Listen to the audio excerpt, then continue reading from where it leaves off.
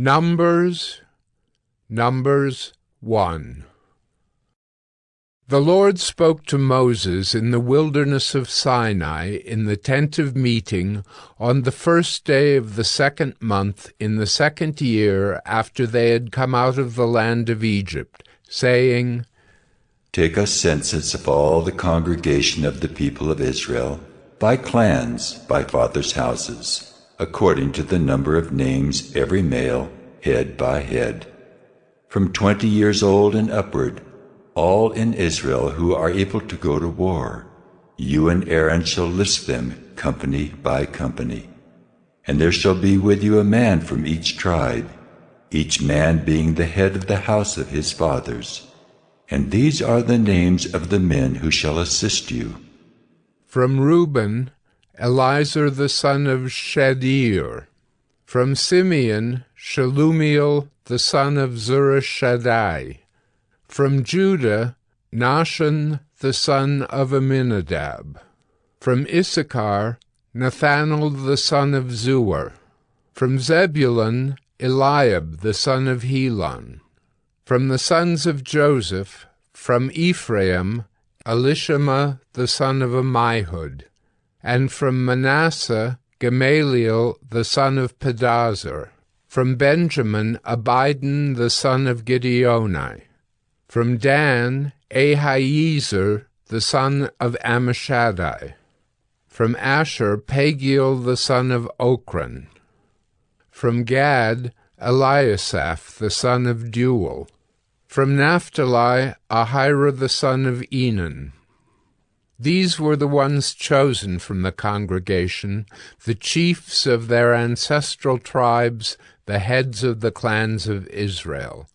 Moses and Aaron took these men who had been named, and on the first day of the 2nd month they assembled the whole congregation together, who registered themselves by clans, by fathers' houses, according to the number of names from 20 years old and upward, head by head, as the Lord commanded Moses. So he listed them in the wilderness of Sinai. The people of Reuben, Israel's firstborn, their generations by their clans, by their fathers' houses, according to the number of names, head by head, every male from 20 years old and upward, all who were able to go to war. Those listed of the tribe of Reuben were 46,500. Of the people of Simeon, their generations, by their clans, by their fathers' houses, those of them who were listed, according to the number of names, head by head, every male from 20 years old and upward, all who were able to go to war. Those listed of the tribe of Simeon were 59,300. Of the people of Gad, their generations, by their clans, by their fathers' houses, according to the number of the names from 20 years old and upward, all who were able to go to war. Those listed of the tribe of Gad were 45,650. Of the people of Judah, their generations, by their clans, by their fathers' houses, according to the number of names, from 20 years old and upward, every man able to go to war. Those listed of the tribe of Judah were 74,600. Of the people of Issachar, their generations, by their clans, by their fathers' houses, according to the number of names, from 20 years old and upward, every man able to go to war. Those listed of the tribe of Issachar were 54,400. Of the people of Zebulun, their generations, by their clans, by their fathers' houses, according to the number of names, from 20 years old and upward, every man able to go to war. Those listed of the tribe of Zebulun were 57,400. Of the people of Joseph, namely of the people of Ephraim. Their generations, by their clans, by their fathers' houses, according to the number of names, from 20 years old and upward, every man able to go to war. Those listed of the tribe of Ephraim were 40,500. Of the people of Manasseh. Their generations, by their clans, by their fathers' houses, according to the number of names, from 20 years old and upward, every man able to go to war. Those listed of the tribe of Manasseh were 32,200. Of the people of Benjamin. Their generations, by their clans, by their fathers' houses, according to the number of names, from 20 years old and upward, every man able to go to war. Those listed of the tribe of Benjamin were 35,400. Of the people of Dan. Their generations, by their clans, by their fathers' houses, according to the number of names, from 20 years old and upward, every man able to go to war. Those listed of the tribe of Dan were 62,700. Of the people of Asher. Their generations, by their clans, by their fathers' houses, according to the number of names, from 20 years old and upward, every man able to go to war. Those listed of the tribe of Asher were 41,500. Of the people of Naphtali. Their generations, by their clans, by their fathers' houses, according to the number of names, from 20 years old and upward, every man able to go to war. Those listed of the tribe of Naphtali were 53,400. These are those who were listed, whom Moses and Aaron listed with the help of the chiefs of Israel, 12 men, each representing his father's house. So all those listed of the people of Israel by their fathers' houses, from 20 years old and upward, every man able to go to war in Israel, all those listed were 603,550. But the Levites were not listed along with them by their ancestral tribe, for the Lord spoke to Moses, saying, Only the tribe of Levi you shall not list, and you shall not take a census of them among the people of Israel, but appoint the Levites over the tabernacle of the testimony, and over all its furnishings, and over all that belongs to it. They are to carry the tabernacle and all its furnishings, and they shall take care of it, and shall camp around the tabernacle. When the tabernacle is to set out, the Levites shall take it down, and when the tabernacle is to be pitched, the Levites shall set it up. And if any outsider comes near, he shall be put to death. The people of Israel shall pitch their tents by their companies, each man in his own camp, and each man by his own standard. But the Levites shall camp around the tabernacle of the testimony, so that there may be no wrath on the congregation of the people of Israel. And the Levites shall keep guard over the tabernacle of the testimony. Thus did the people of Israel. They did according to all that the Lord commanded Moses. Numbers 2. The Lord spoke to Moses and Aaron, saying, The people of Israel shall camp each by his own standard, with the banners of their fathers' houses. They shall camp facing the tent of meeting on every side. Those to camp on the east side toward the sunrise shall be of the standard of the camp of Judah, by their companies, the chief of the people of Judah being Nahshon, the son of Amminadab. His company as listed being 74,600. Those to camp next to him shall be the tribe of Issachar. The chief of the people of Issachar being Nethanel, the son of Zur. His company is listed being 54,400. Then the tribe of Zebulun. The chief of the people of Zebulun being Eliab the son of Helon. His company is listed being 57,400. All those listed of the camp of Judah by their companies were 186,400. They shall set out first on the march. On the south side shall be the standard of the camp of Reuben by their companies. The chief of the people of Reuben being Eliezer the son of Shedeur.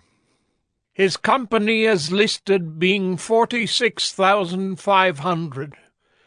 And those to camp next to him shall be the tribe of Simeon. The chief of the people of Simeon being Shelumiel the son of Zurishaddai. His company is listed being 59,300. Then the tribe of Gad. The chief of the people of Gad being Eliasaph the son of Reuel. His company is listed being 45,650.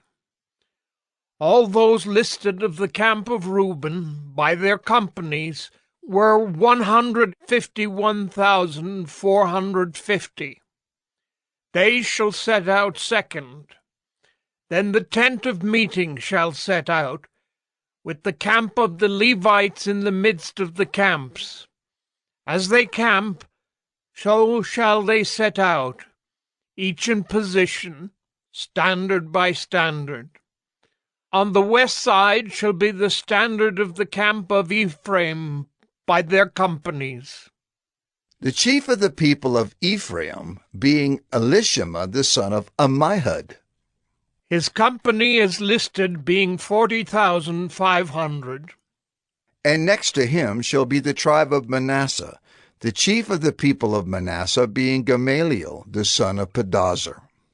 His company is listed being 32,200. Then the tribe of Benjamin. The chief of the people of Benjamin being Abidan the son of Gideoni. His company is listed being 35,400. All those listed of the camp of Ephraim by their companies were 108,100. They shall set out third on the march. On the north side shall be the standard of the camp of Dan by their companies. The chief of the people of Dan being Ahiezer, the son of Ammishaddai.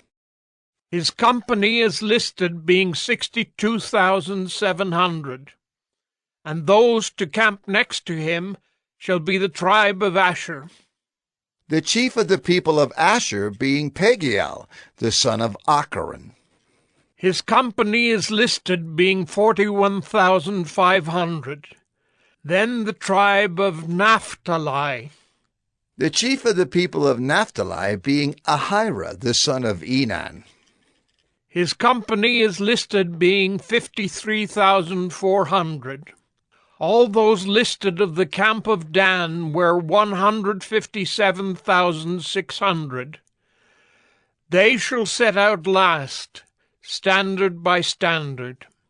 These are the people of Israel as listed by their fathers' houses.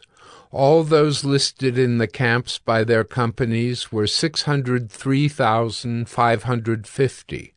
But the Levites were not listed among the people of Israel, as the Lord commanded Moses. Thus did the people of Israel. According to all that the Lord commanded Moses, so they camped by their standards, and so they set out, each one in his clan, according to his father's house. Numbers 3. These are the generations of Aaron and Moses at the time when the Lord spoke with Moses on Mount Sinai. These are the names of the sons of Aaron: Nadab the firstborn, and Abihu, Eleazar, and Ithamar. These are the names of the sons of Aaron, the anointed priests, whom he ordained to serve as priests. But Nadab and Abihu died before the Lord when they offered unauthorized fire before the Lord in the wilderness of Sinai, and they had no children.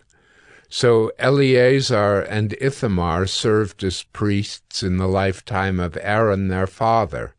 And the Lord spoke to Moses, saying, Bring the tribe of Levi near, and set them before Aaron the priest, that they may minister to him. They shall keep guard over him and over the whole congregation before the tent of meeting, as they minister at the tabernacle.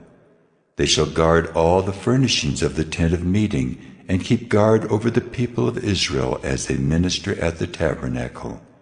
And you shall give the Levites to Aaron and his sons. They are wholly given to him from among the people of Israel. And you shall appoint Aaron and his sons, and they shall guard their priesthood. But if any outsider comes near, he shall be put to death. And the Lord spoke to Moses, saying, Behold, I have taken the Levites from among the people of Israel instead of every firstborn who opens the womb among the people of Israel. The Levites shall be mine, for all the firstborn are mine. On the day that I struck down all the firstborn in the land of Egypt, I consecrated for my own all the firstborn in Israel, both of man and of beast.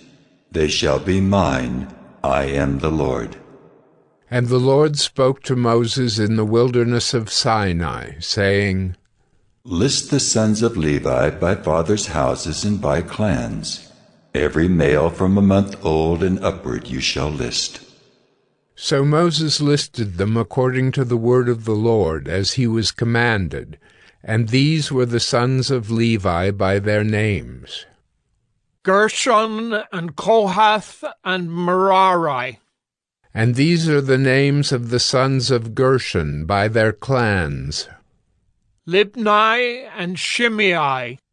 And the sons of Kohath by their clans: Amram, Izhar, Hebron, and Uzziel. And the sons of Merari by their clans: Mahli and Mushai. These are the clans of the Levites by their fathers' houses. To Gershon belonged the clan of the Libnites and the clan of the Shimeites. These were the clans of the Gershonites. Their listing according to the number of all the males from a month old and upward was 7,500.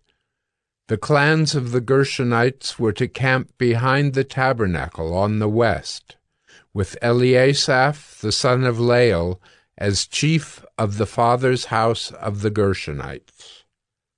And the guard duty of the sons of Gershon in the tent of meeting involved the tabernacle, the tent with its covering, the screen for the entrance of the tent of meeting, the hangings of the court, the screen for the door of the court that is around the tabernacle and the altar, and its cords, all the service connected with these. To Kohath belonged the clan of the Amramites, and the clan of the Izharites, and the clan of the Hebronites, and the clan of the Uzzielites. These are the clans of the Cohaphites. According to the number of all the males, from a month old and upward, there were 8,600, keeping guard over the sanctuary. The clans of the sons of Kohath were to camp on the south side of the tabernacle, with Elizaphan the son of Uzziel as chief of the father's house of the clans of the Cohaphites.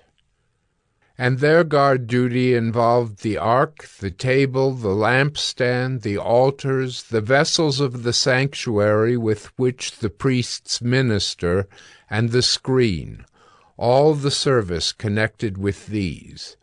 And Eleazar the son of Aaron the priest was to be chief over the chiefs of the Levites, and to have oversight of those who kept guard over the sanctuary. To Merari belonged the clan of the Mahlites and the clan of the Mushites. These are the clans of Merari. Their listing, according to the number of all the males from a month old and upward, was 6,200. And the chief of the father's house of the clans of Merari was Zuriel, the son of Abihail. They were to camp on the north side of the tabernacle, and the appointed guard duty of the sons of Merari involved the frames of the tabernacle, the bars, the pillars, the bases, and all their accessories, all the service connected with these. Also the pillars around the court, with their bases and pegs and cords. Those who were to camp before the tabernacle on the east, before the tent of meeting toward the sunrise, were Moses and Aaron and his sons, guarding the sanctuary itself to protect the people of Israel, and any outsider who came near was to be put to death. All those listed among the Levites, whom Moses and Aaron listed at the commandment of the Lord, by clans, all the males from a month old and upward, were 22,000. And the Lord said to Moses, List all the firstborn males of the people of Israel from a month old and upward, taking the number of their names. And you shall take the Levites for me. I am the Lord, instead of all the firstborn among the people of Israel, and the cattle of the Levites instead of all the firstborn among the cattle of the people of Israel. So Moses listed all the firstborn among the people of Israel as the Lord commanded him, and all the firstborn males according to the number of names from a month old and upward as listed were 22,273. And the Lord spoke to Moses, saying, Take the Levites instead of all the firstborn among the people of Israel, and the cattle of the Levites instead of their cattle. The Levites shall be mine. I am the Lord. And as the redemption price for the 273 of the firstborn of the people of Israel, over and above the number of the male Levites, you shall take 5 shekels per head. You shall take them according to the shekel of the sanctuary, the shekel of 20 gerahs, and give the money to Aaron and his sons as the redemption price for those who are over. So Moses took the redemption money from those who were over and above those redeemed by the Levites. From the firstborn of the people of Israel he took the money, 1,365 shekels by the shekel of the sanctuary. And Moses gave the redemption money to Aaron and his sons, according to the word of the Lord, as the Lord commanded Moses.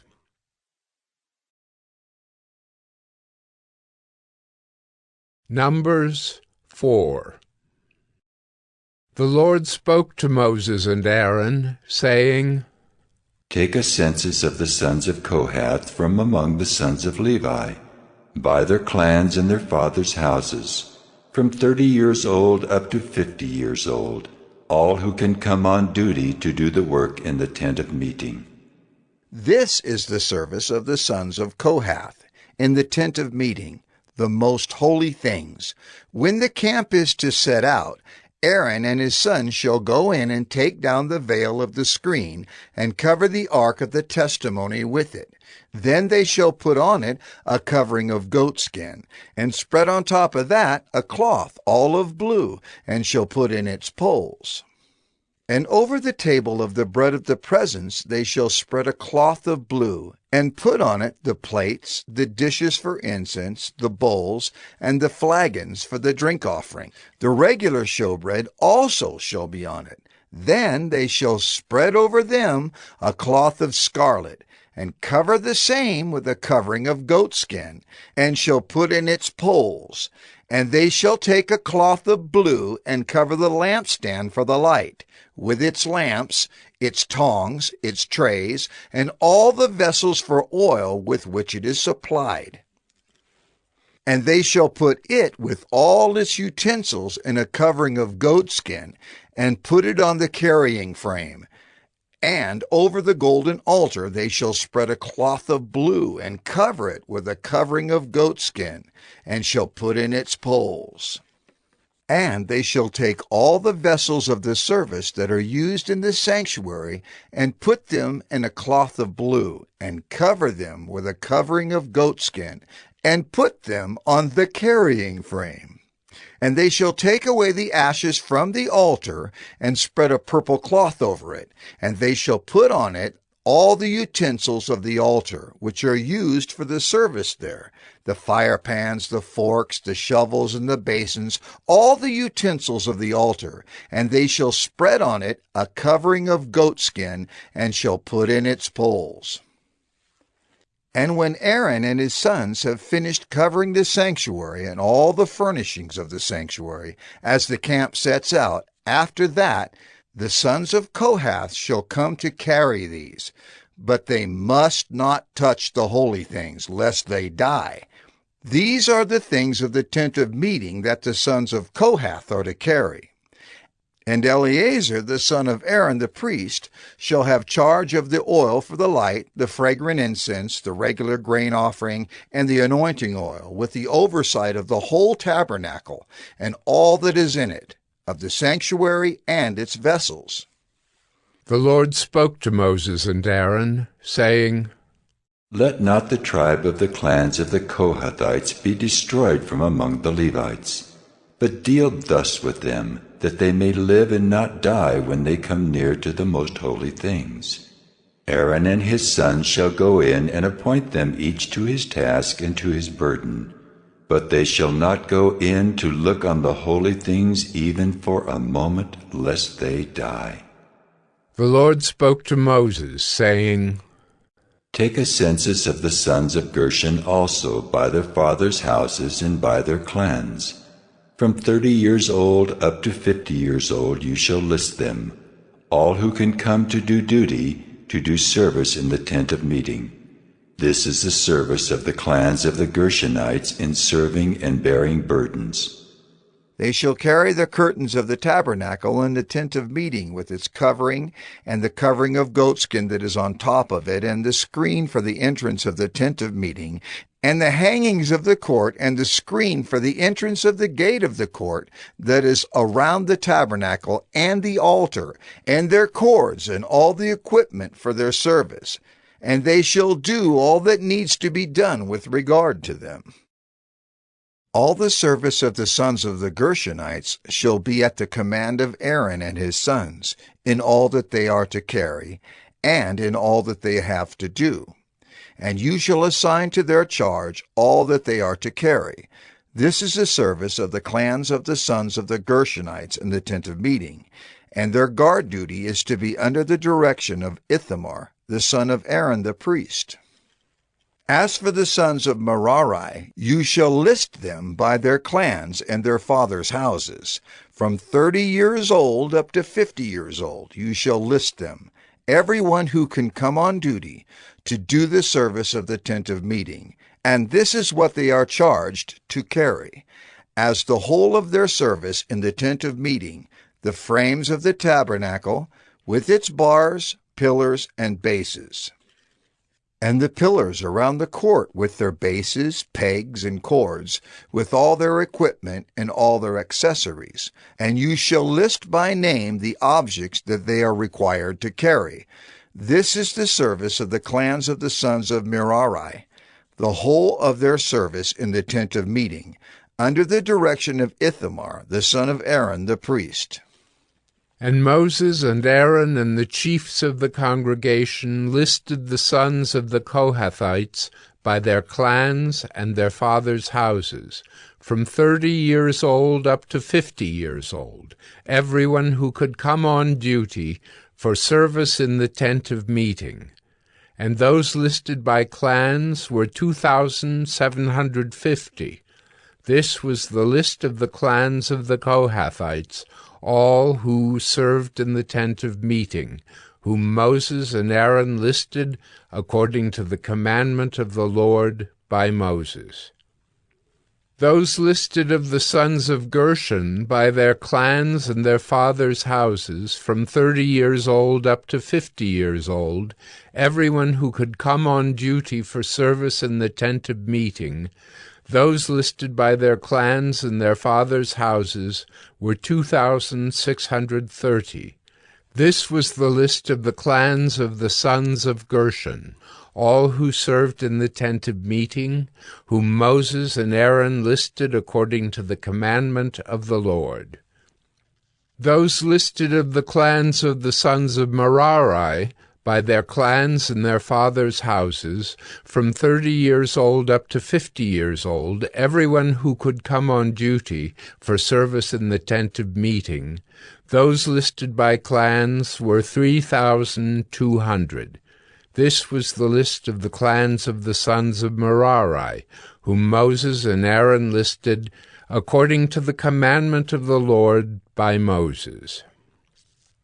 All those who were listed of the Levites, whom Moses and Aaron and the chiefs of Israel listed, by their clans and their fathers' houses, from 30 years old up to 50 years old, everyone who could come to do the service of ministry and the service of bearing burdens in the tent of meeting, those listed were 8,580. According to the commandment of the Lord through Moses they were listed, each one with his task of serving or carrying. Thus they were listed by him, as the Lord commanded Moses.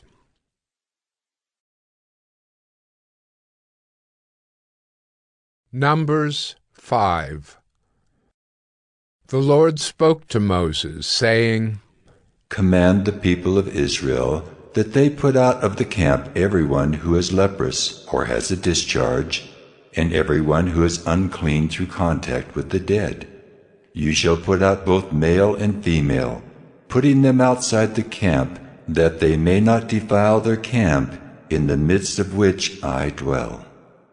And the people of Israel did so, and put them outside the camp. As the Lord said to Moses, so the people of Israel did.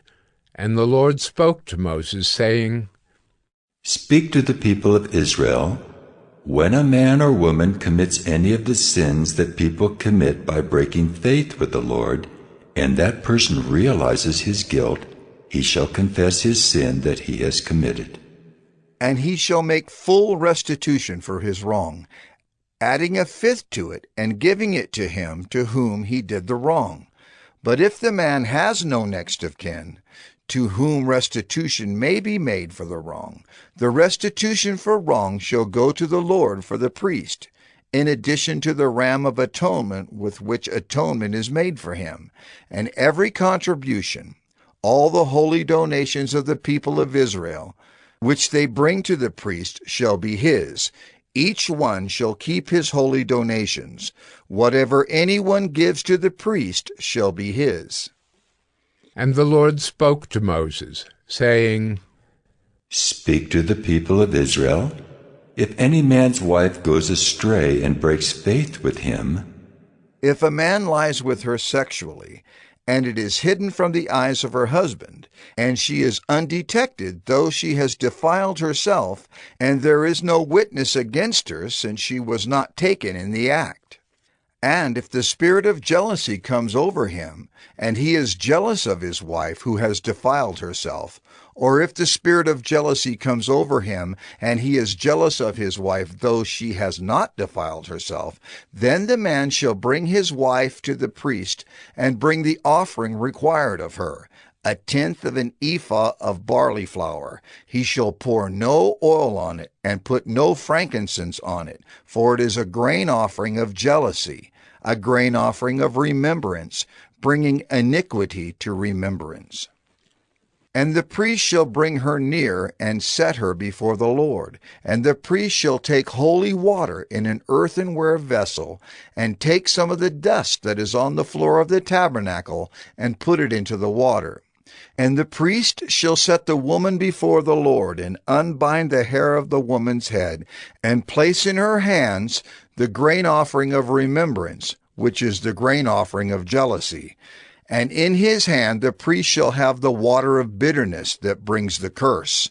Then the priest shall make her take an oath, saying, If no man has lain with you, and if you have not turned aside to uncleanness while you were under your husband's authority, be free from this water of bitterness that brings the curse.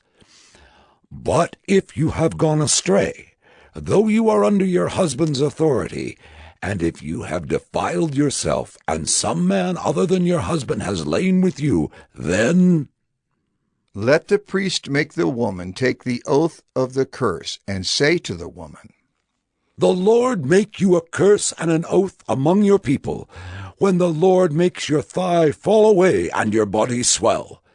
May this water that brings the curse pass into your bowels, and make your womb swell and your thigh fall away. And the woman shall say, Amen. Amen. Then the priest shall write these curses in a book, and wash them off into the water of bitterness.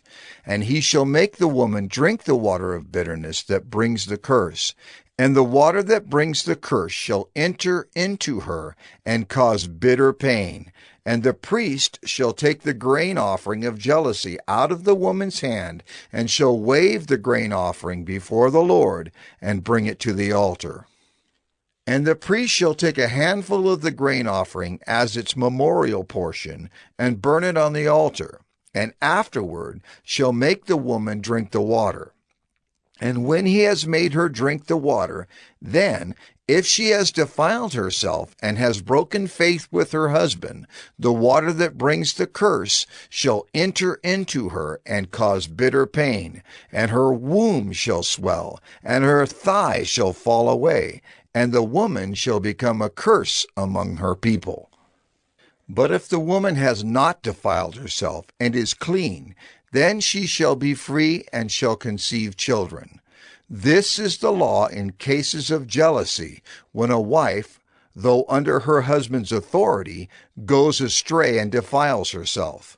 Or when the spirit of jealousy comes over a man, and he is jealous of his wife, then he shall set the woman before the Lord, and the priest shall carry out for her all this law.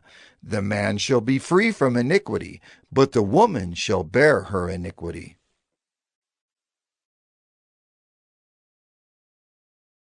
Numbers 6. And the Lord spoke to Moses, saying, Speak to the people of Israel, and say to them, When either a man or a woman makes a special vow, the vow of a Nazirite, to separate himself to the Lord, he shall separate himself from wine and strong drink. He shall drink no vinegar made from wine or strong drink, and shall not drink any juice of grapes or eat grapes, fresh or dried. All the days of his separation he shall eat nothing that is produced by the grapevine, not even the seeds or the skins. All the days of his vow of separation no razor shall touch his head, until the time is completed for which he separates himself to the Lord. He shall be holy. He shall let the locks of hair of his head grow long. All the days that he separates himself to the Lord, he shall not go near a dead body, not even for his father or for his mother, for brother or sister. If they die, shall he make himself unclean, because his separation to God is on his head. All the days of his separation he is holy to the Lord. And if any man dies very suddenly beside him, and he defiles his consecrated head, then he shall shave his head on the day of his cleansing. On the 7th day he shall shave it. On the 8th day he shall bring 2 turtle doves or 2 pigeons to the priest to the entrance of the tent of meeting. And the priest shall offer one for a sin offering and the other for a burnt offering, and make atonement for him, because he sinned by reason of the dead body. And he shall consecrate his head that same day, and separate himself to the Lord for the days of his separation, and bring a male lamb a year old for a guilt offering. But the previous period shall be void, because his separation was defiled. And this is the law for the Nazirite.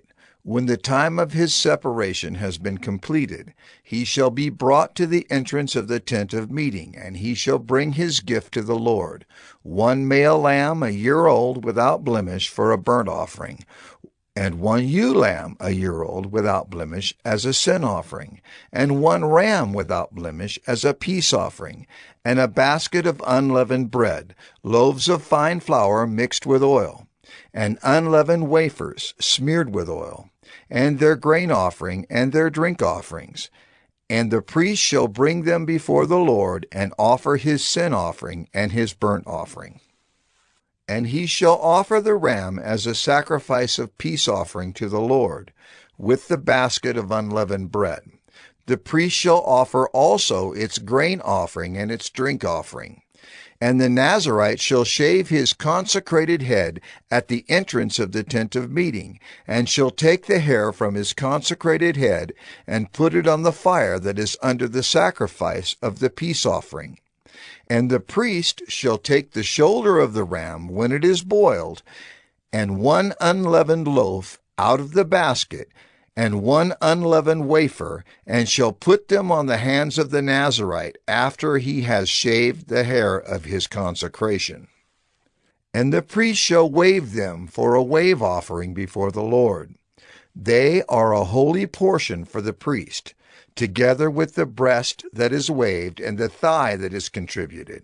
And after that the Nazirite may drink wine. This is the law of the Nazirite.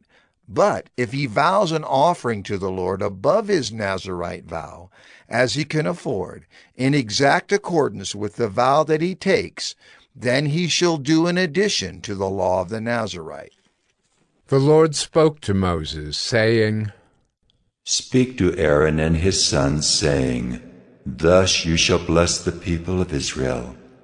You shall say to them, The Lord bless you and keep you. The Lord make his face to shine upon you and be gracious to you. The Lord lift up his countenance upon you and give you peace. So shall they put my name upon the people of Israel, and I will bless them.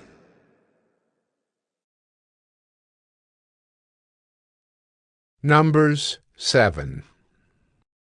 On the day when Moses had finished setting up the tabernacle, and had anointed and consecrated it with all its furnishings, and had anointed and consecrated the altar with all its utensils, the chiefs of Israel, heads of their fathers' houses, who were the chiefs of the tribes, who were over those who were listed, approached, and brought their offerings before the Lord, 6 wagons and 12 oxen, a wagon for every 2 of the chiefs, and for each one an ox. They brought them before the tabernacle. Then the Lord said to Moses, Accept these from them, that they may be used in the service of the tent of meeting, and give them to the Levites, to each man according to his service. So Moses took the wagons and the oxen and gave them to the Levites. 2 wagons and 4 oxen he gave to the sons of Gershon, according to their service. And 4 wagons and 8 oxen he gave to the sons of Merari, according to their service, under the direction of Ithamar the son of Aaron the priest. But to the sons of Kohath he gave none, because they were charged with the service of the holy things that had to be carried on the shoulder. And the chiefs offered offerings for the dedication of the altar on the day it was anointed. And the chiefs offered their offering before the altar. And the Lord said to Moses, They shall offer their offerings, 1 chief each day, for the dedication of the altar. He who offered his offering the first day was Nahshon, the son of Amminadab, of the tribe of Judah.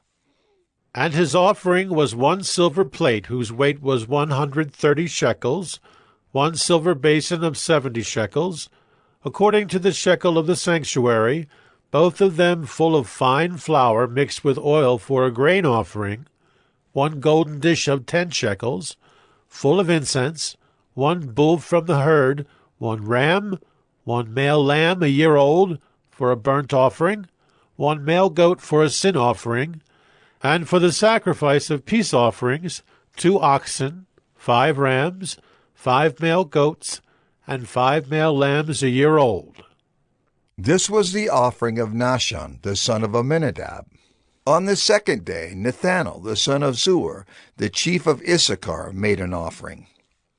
He offered for his offering 1 silver plate, whose weight was 130 shekels, 1 silver basin of 70 shekels, according to the shekel of the sanctuary, both of them full of fine flour mixed with oil for a grain offering, 1 golden dish of 10 shekels, full of incense, 1 bull from the herd, 1 ram, 1 male lamb a year old for a burnt offering, 1 male goat for a sin offering, and for the sacrifice of peace offerings, 2 oxen, 5 rams, 5 male goats, and 5 male lambs a year old.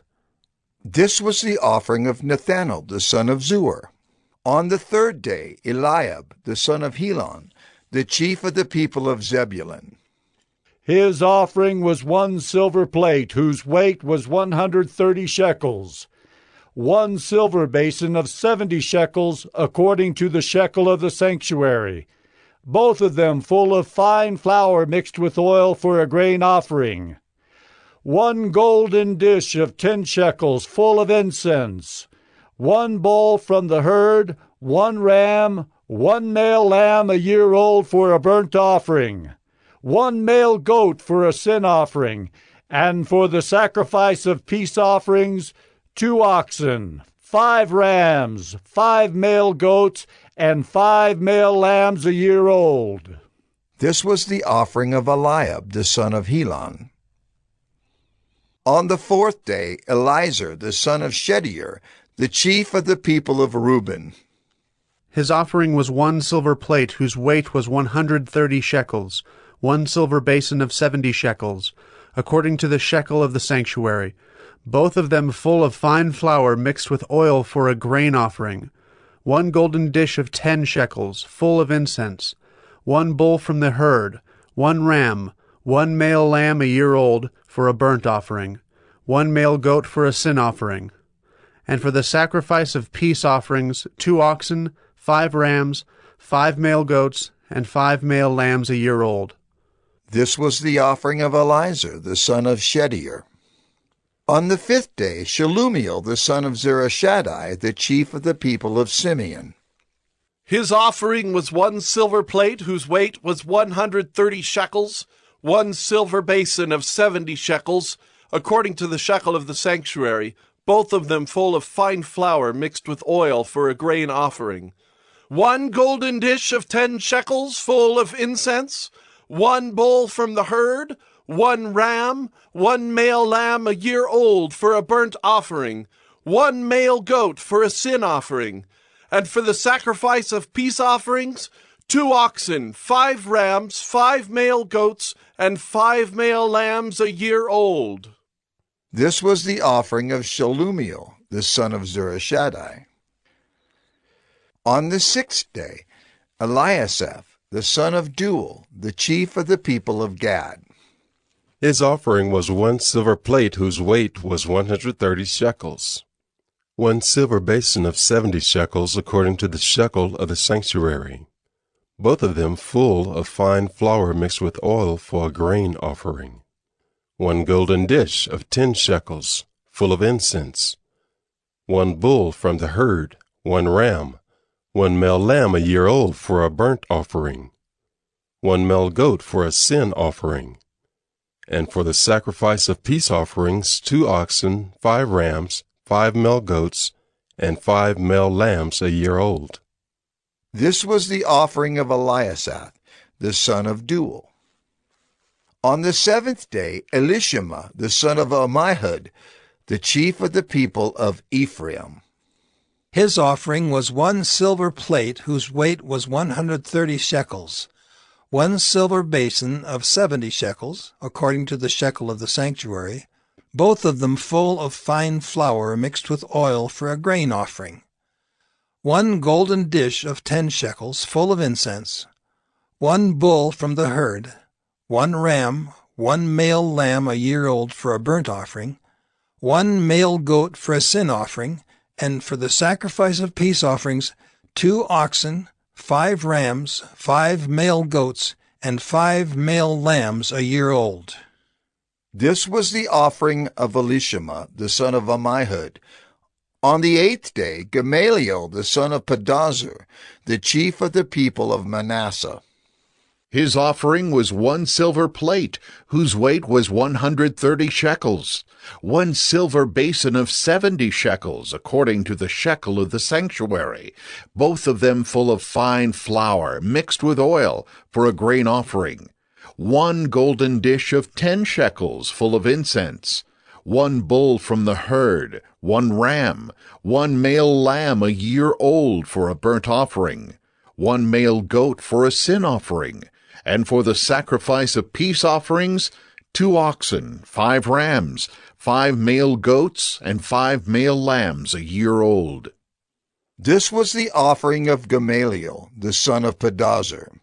On the 9th day, Abidan, the son of Gideoni, the chief of the people of Benjamin.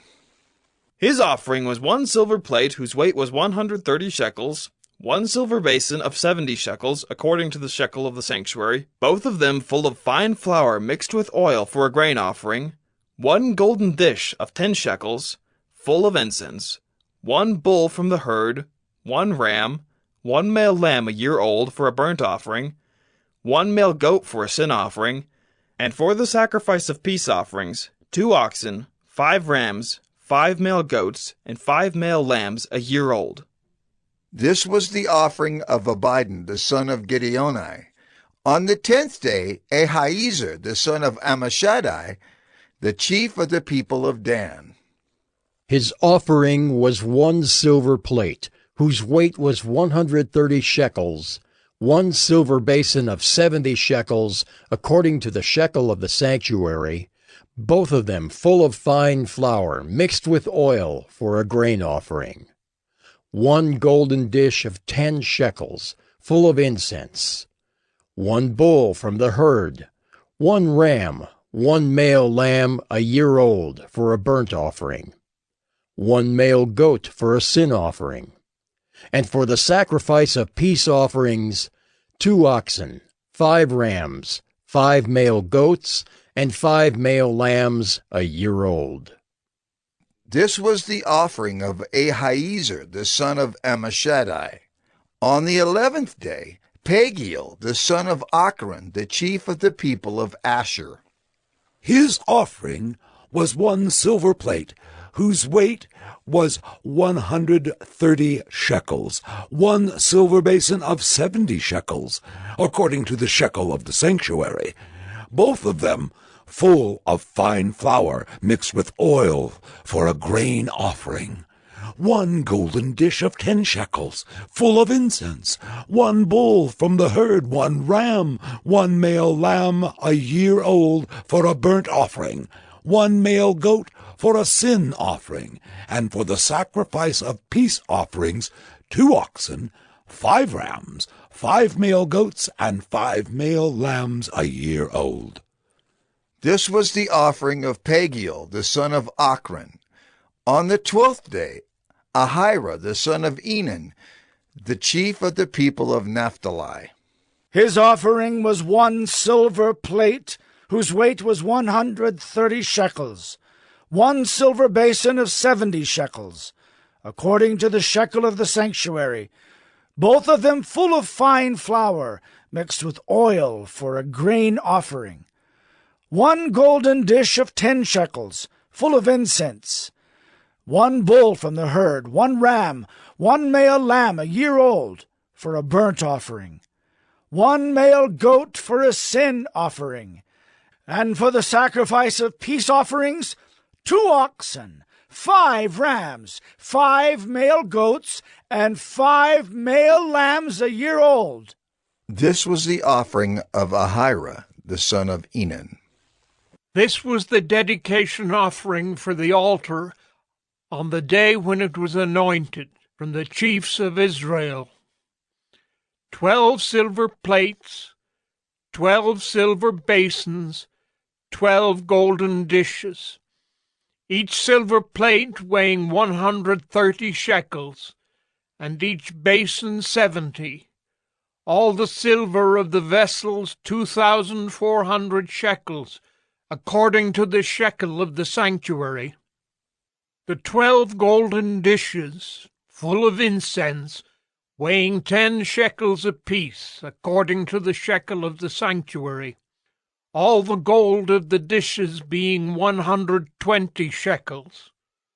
All the cattle for the burnt offering 12 bulls, 12 rams, 12 male lambs a year old with their grain offering, and 12 male goats for a sin offering. And all the cattle for the sacrifice of peace offerings, 24 bulls, the rams 60, the male goats 60, the male lambs a year old 60. This was the dedication offering for the altar after it was anointed. And when Moses went into the tent of meeting to speak with the Lord, he heard the voice speaking to him from above the mercy seat that was on the ark of the testimony from between the two cherubim, and it spoke to him. Numbers 8. Now the Lord spoke to Moses, saying, Speak to Aaron and say to him, When you set up the lamps, the 7 lamps shall give light in front of the lampstand. And Aaron did so. He set up its lamps in front of the lampstand, as the Lord commanded Moses. And this was the workmanship of the lampstand, hammered work of gold. From its base to its flowers it was hammered work. According to the pattern that the Lord had shown Moses, so he made the lampstand. And the Lord spoke to Moses, saying, Take the Levites from among the people of Israel and cleanse them. Thus you shall do to them to cleanse them. Sprinkle the water of purification upon them, and let them go with a razor over all their body, and wash their clothes and cleanse themselves. Then let them take a bull from the herd and its grain offering of fine flour mixed with oil. And you shall take another bull from the herd for a sin offering. And you shall bring the Levites before the tent of meeting and assemble the whole congregation of the people of Israel. When you bring the Levites before the Lord, the people of Israel shall lay their hands on the Levites, and Aaron shall offer the Levites before the Lord as a wave offering from the people of Israel, that they may do the service of the Lord. Then the Levites shall lay their hands on the heads of the bulls, and you shall offer the one for a sin offering and the other for a burnt offering to the Lord to make atonement for the Levites. And you shall set the Levites before Aaron and his sons, and shall offer them as a wave offering to the Lord. Thus you shall separate the Levites from among the people of Israel, and the Levites shall be mine. And after that the Levites shall go in to serve at the tent of meeting, when you have cleansed them and offered them as a wave offering. For they are wholly given to me from among the people of Israel. Instead of all who open the womb, the firstborn of all the people of Israel, I have taken them for myself. For all the firstborn among the people of Israel are mine, both of man and of beast. On the day that I struck down all the firstborn in the land of Egypt, I consecrated them for myself. And I have taken the Levites instead of all the firstborn among the people of Israel. And I have given the Levites as a gift to Aaron and his sons from among the people of Israel, to do the service for the people of Israel at the tent of meeting, and to make atonement for the people of Israel, that there may be no plague among the people of Israel when the people of Israel come near the sanctuary. Thus did Moses and Aaron and all the congregation of the people of Israel to the Levites, according to all that the Lord commanded Moses concerning the Levites, the people of Israel did to them. And the Levites purified themselves from sin, and washed their clothes, and Aaron offered them as a wave offering before the Lord, and Aaron made atonement for them to cleanse them. And after that the Levites went in to do their service in the tent of meeting before Aaron and his sons, as the Lord had commanded Moses concerning the Levites, so they did to them. And the Lord spoke to Moses, saying, This applies to the Levites. From 25 years old and upward they shall come to do duty in the service of the tent of meeting. And from the age of 50 years they shall withdraw from the duty of the service and serve no more. They minister to their brothers in the tent of meeting by keeping guard, but they shall do no service. Thus shall you do to the Levites in assigning their duties.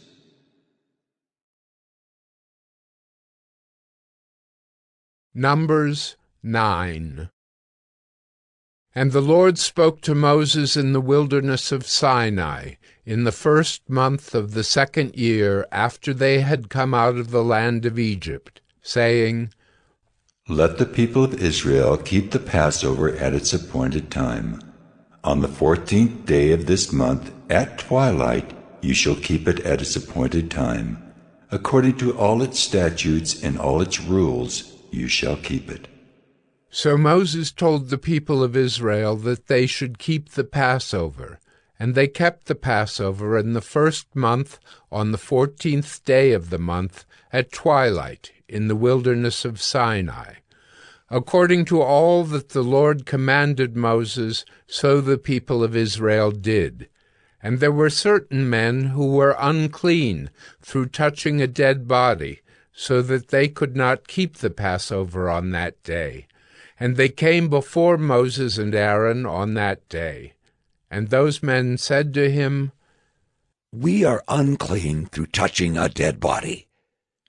Why are we kept from bringing the Lord's offering at its appointed time among the people of Israel? And Moses said to them, Wait, that I may hear what the Lord will command concerning you. The Lord spoke to Moses, saying, Speak to the people of Israel, saying, If any one of you or of your descendants is unclean through touching a dead body, or is on a long journey, he shall still keep the Passover to the Lord. In the 2nd month, on the 14th day, at twilight they shall keep it. They shall eat it with unleavened bread and bitter herbs. They shall leave none of it until the morning, nor break any of its bones. According to all the statute for the Passover they shall keep it. But if anyone who is clean and is not on a journey fails to keep the Passover, that person shall be cut off from his people, because he did not bring the Lord's offering at its appointed time. That man shall bear his sin. And if a stranger sojourns among you, and would keep the Passover to the Lord, according to the statute of the Passover, and according to its rule, so shall he do. You shall have one statute, both for the sojourner and for the native. On the day that the tabernacle was set up, the cloud covered the tabernacle, the tent of the testimony, and at evening it was over the tabernacle like the appearance of fire until morning. So it was always. The cloud covered it by day, and the appearance of fire by night. And whenever the cloud lifted from over the tent, after that the people of Israel set out, and in the place where the cloud settled down, there the people of Israel camped. At the command of the Lord the people of Israel set out, and at the command of the Lord they camped. As long as the cloud rested over the tabernacle, they remained in camp. Even when the cloud continued over the tabernacle many days, the people of Israel kept the charge of the Lord and did not set out. Sometimes the cloud was a few days over the tabernacle, and according to the command of the Lord they remained in camp. Then, according to the command of the Lord, they set out. And sometimes the cloud remained from evening until morning, And when the cloud lifted in the morning, they set out. Or if it continued for a day and a night, when the cloud lifted, they set out. Whether it was 2 days or a month or a longer time that the cloud continued over the tabernacle, abiding there, the people of Israel remained in camp and did not set out. But when it lifted, they set out. At the command of the Lord they camped, and at the command of the Lord they set out. They kept the charge of the Lord at the command of the Lord by Moses.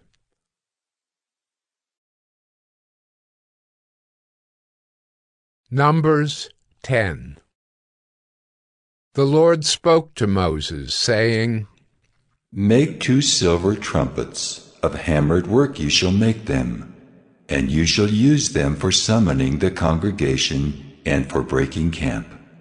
And when both are blown, all the congregation shall gather themselves to you at the entrance of the tent of meeting. But if they blow only one, then the chiefs, the heads of the tribes of Israel, shall gather themselves to you. When you blow an alarm, the camps that are on the east side shall set out. And when you blow an alarm the second time, the camps that are on the south side shall set out. An alarm is to be blown whenever they are to set out. But when the assembly is to be gathered together, you shall blow a long blast, but you shall not sound an alarm. And the sons of Aaron, the priests, shall blow the trumpets. The trumpets shall be to you for a perpetual statute throughout your generations. And when you go to war in your land against the adversary who oppresses you, then you shall sound an alarm with the trumpets, that you may be remembered before the Lord your God, and you shall be saved from your enemies. On the day of your gladness also, and at your appointed feasts, and at the beginnings of your months, you shall blow the trumpets over your burnt offerings, and over the sacrifices of your peace offerings. They shall be a reminder of you before your God. I am the Lord your God. In the 2nd year, in the 2nd month, on the 20th day of the month, the cloud lifted from over the tabernacle of the testimony, and the people of Israel set out by stages from the wilderness of Sinai. And the cloud settled down in the wilderness of Paran. They set out for the first time at the command of the Lord by Moses. The standard of the camp of the people of Judah set out first by their companies, and over their company was Nahshon, the son of Amminadab. And over the company of the tribe of the people of Issachar was Nathanael, the son of Zuar. And over the company of the tribe of the people of Zebulun was Eliab, the son of Helon. And when the tabernacle was taken down, the sons of Gershon and the sons of Merari, who carried the tabernacle, set out. And the standard of the camp of Reuben set out by their companies, and over their company was Elizur, the son of Shedeur. And over the company of the tribe of the people of Simeon was Shelumiel, the son of Zurishaddai. And over the company of the tribe of the people of Gad was Eliasaph, the son of Deuel. Then the Cohaphites set out, carrying the holy things, and the tabernacle was set up before their arrival. And the standard of the camp of the people of Ephraim set out by their companies, and over their company was Elishama the son of Ammihud. And over the company of the tribe of the people of Manasseh was Gamaliel the son of Pedazur. And over the company of the tribe of the people of Benjamin was Abidan the son of Gideoni. Then the standard of the camp of the people of Dan, acting as the rear guard of all the camps, set out by their companies. And over their company was Ahiezer, the son of Ammishaddai. And over the company of the tribe of the people of Asher was Pagiel, the son of Ochran.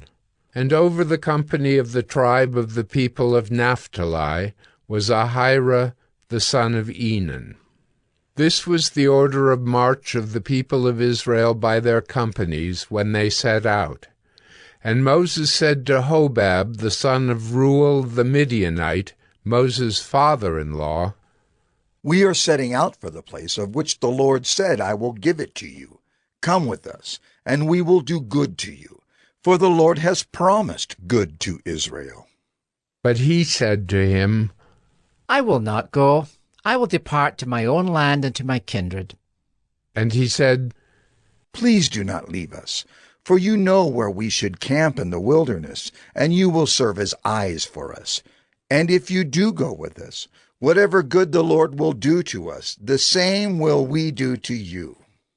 So they set out from the mount of the Lord 3 days' journey, and the ark of the covenant of the Lord went before them 3 days' journey to seek out a resting place for them. And the cloud of the Lord was over them by day whenever they set out from the camp. And whenever the ark set out, Moses said, "Arise, O Lord, and let your enemies be scattered, and let those who hate you flee before you." And when it rested, he said, "Return, O Lord, to the 10,000 thousands of Israel."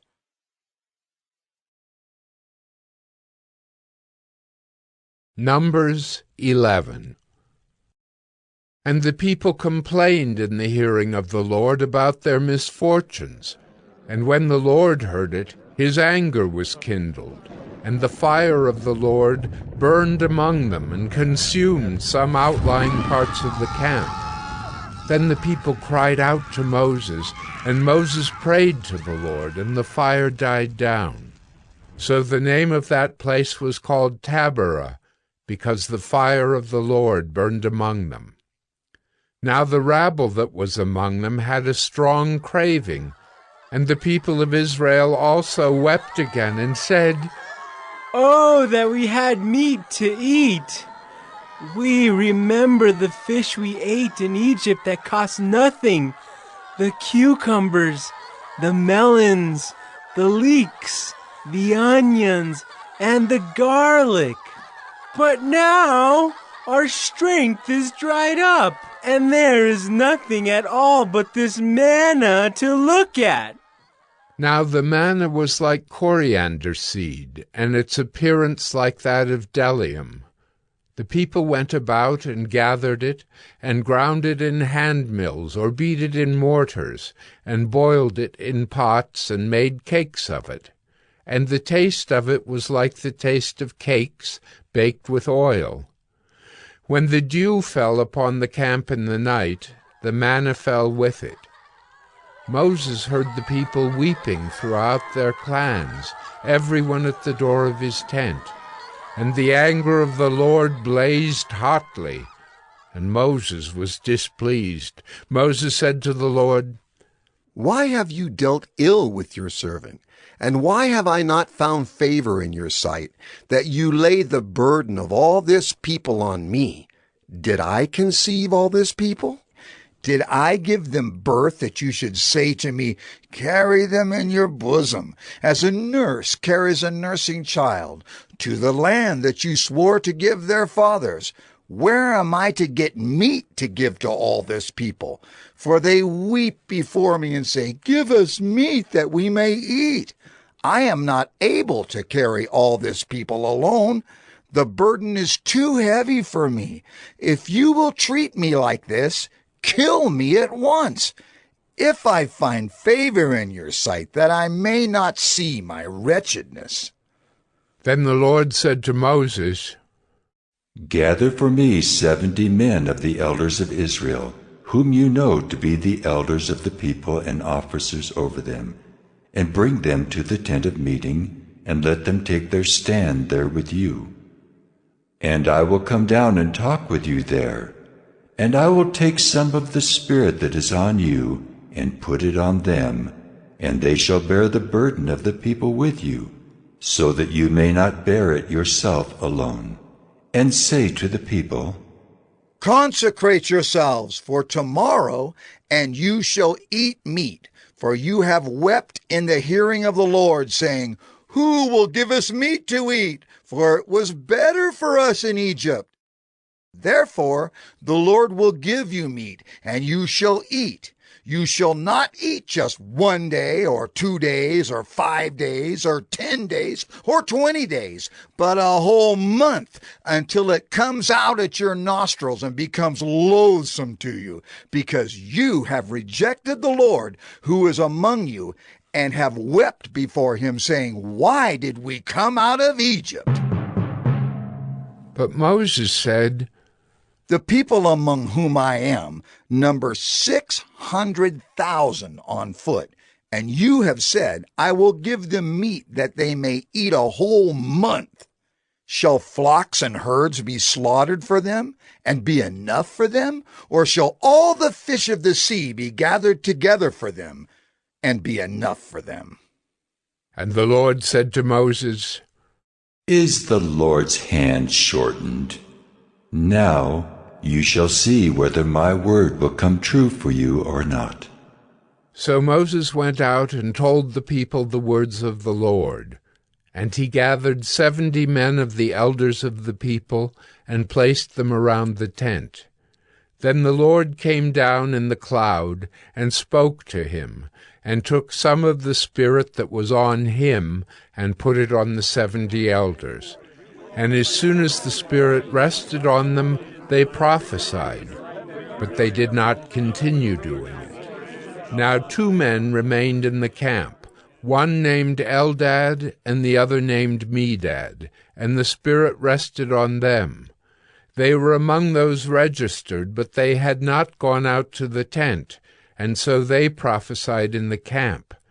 And the young man ran and told Moses, Eldad and Medad are prophesying in the camp. And Joshua the son of Nun, the assistant of Moses from his youth, said, My lord Moses, stop them. But Moses said to him, Are you jealous for my sake? Would that all the Lord's people were prophets, that the Lord would put his Spirit on them. And Moses and the elders of Israel returned to the camp. Then a wind from the Lord sprang up, and it brought quail from the sea, and let them fall beside the camp, about a day's journey on this side, and a day's journey on the other side, around the camp, and about 2 cubits above the ground. And the people rose all that day and all night, and all the next day, and gathered the quail. Those who gathered least gathered 10 homers, and they spread them out for themselves all around the camp. While the meat was yet between their teeth, before it was consumed, the anger of the Lord was kindled against the people, and the Lord struck down the people with a very great plague. Therefore the name of that place was called Kibroth-Hattaavah, because there they buried the people who had the craving. From Kibroth-Hattaavah the people journeyed to Hazerath, and they remained at Hazerath.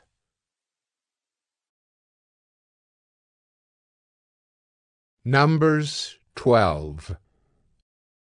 Miriam and Aaron spoke against Moses because of the Cushite woman whom he had married, for he had married a Cushite woman, and they said, Has the Lord indeed spoken only through Moses? Has he not spoken through us also? And the Lord heard it. Now the man Moses was very meek, more than all people who were on the face of the earth. And suddenly the Lord said to Moses and to Aaron and Miriam, Come out, you 3, to the tent of meeting. And the 3 of them came out. And the Lord came down in a pillar of cloud, and stood at the entrance of the tent, and called Aaron and Miriam. And they both came forward. And he said, Hear my words. If there is a prophet among you, I, the Lord, make myself known to him in a vision. I speak with him in a dream. Not so with my servant Moses. He is faithful in all my house. With him I speak mouth to mouth, clearly, and not in riddles. and he beholds the form of the Lord. Why then were you not afraid to speak against my servant Moses?" And the anger of the Lord was kindled against them, and he departed. When the cloud removed from over the tent, behold, Miriam was leprous, like snow. And Aaron turned toward Miriam, and behold, she was leprous. And Aaron said to Moses, "O my Lord, do not punish us, because we have done foolishly and have sinned.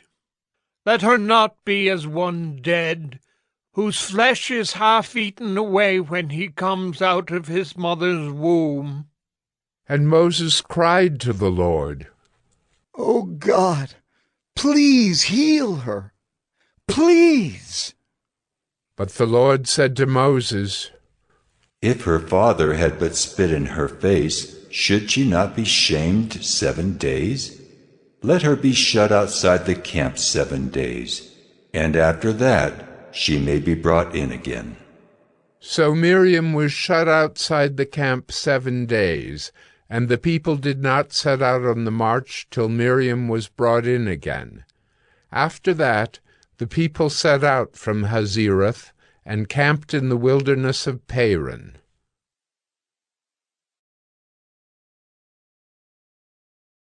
Numbers 13.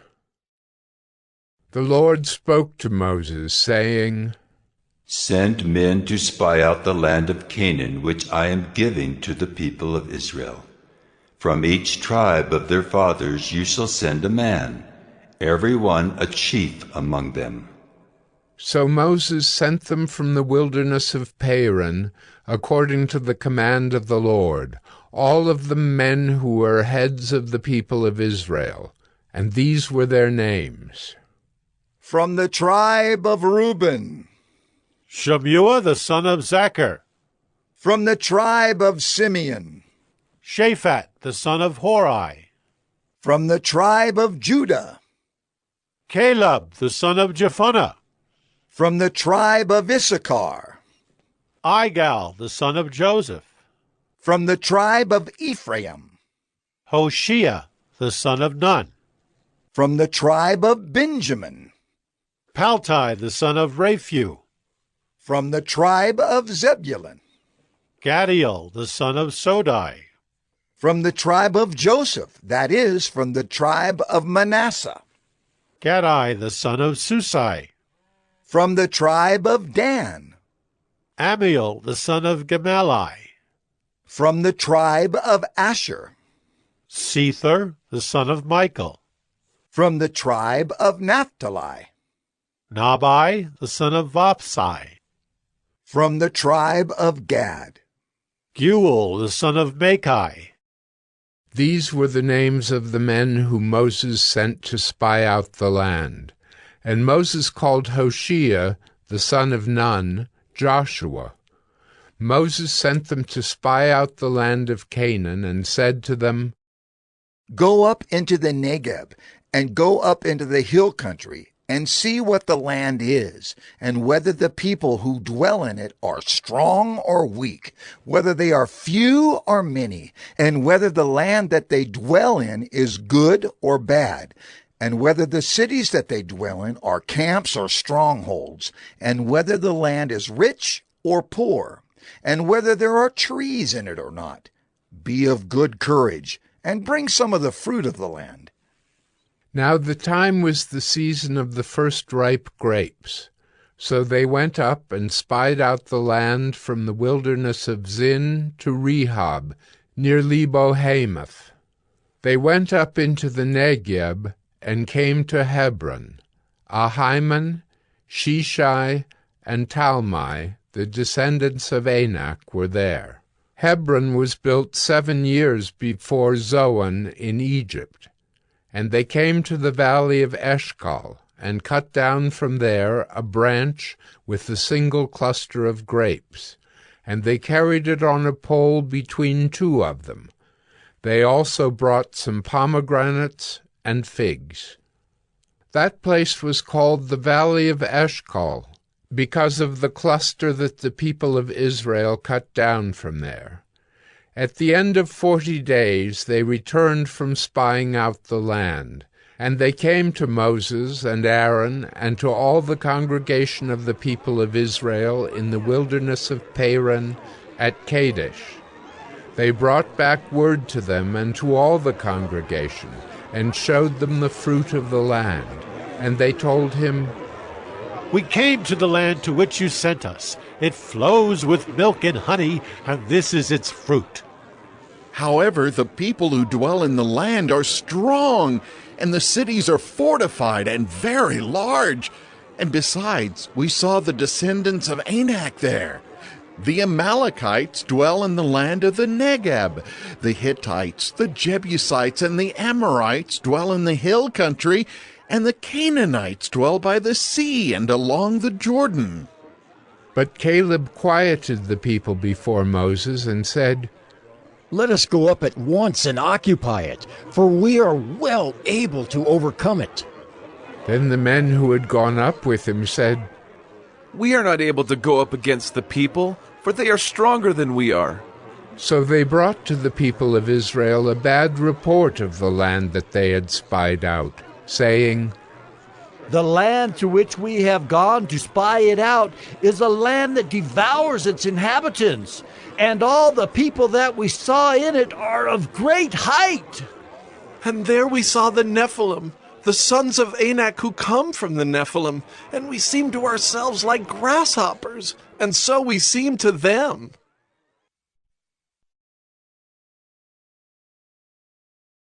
Numbers 14. Then all the congregation raised a loud cry, and the people wept that night. And all the people of Israel grumbled against Moses and Aaron. The whole congregation said to them, "Would that we had died in the land of Egypt, or would that we had died in this wilderness? Why is the Lord bringing us into this land to fall by the sword? Our wives and our little ones will become a prey. Would it not be better for us to go back to Egypt?" And they said to one another, "Let us choose a leader and go back to Egypt." Then Moses and Aaron fell on their faces before all the assembly of the congregation of the people of Israel. And Joshua, the son of Nun, and Caleb, the son of Jephunneh, who were among those who had spied out the land, tore their clothes, and said to all the congregation of the people of Israel, "The land which we passed through to spy it out is an exceedingly good land. If the Lord delights in us, he will bring us into this land and give it to us, a land that flows with milk and honey." Only do not rebel against the Lord, and do not fear the people of the land, for they are bread for us. Their protection is removed from them, and the Lord is with us. Do not fear them. Then all the congregation said to stone them with stones. But the glory of the Lord appeared at the tent of meeting to all the people of Israel. And the Lord said to Moses, "How long will this people despise me? And how long will they not believe in me, in spite of all the signs that I have done among them? I will strike them with the pestilence and disinherit them. And I will make of you a nation greater and mightier than they."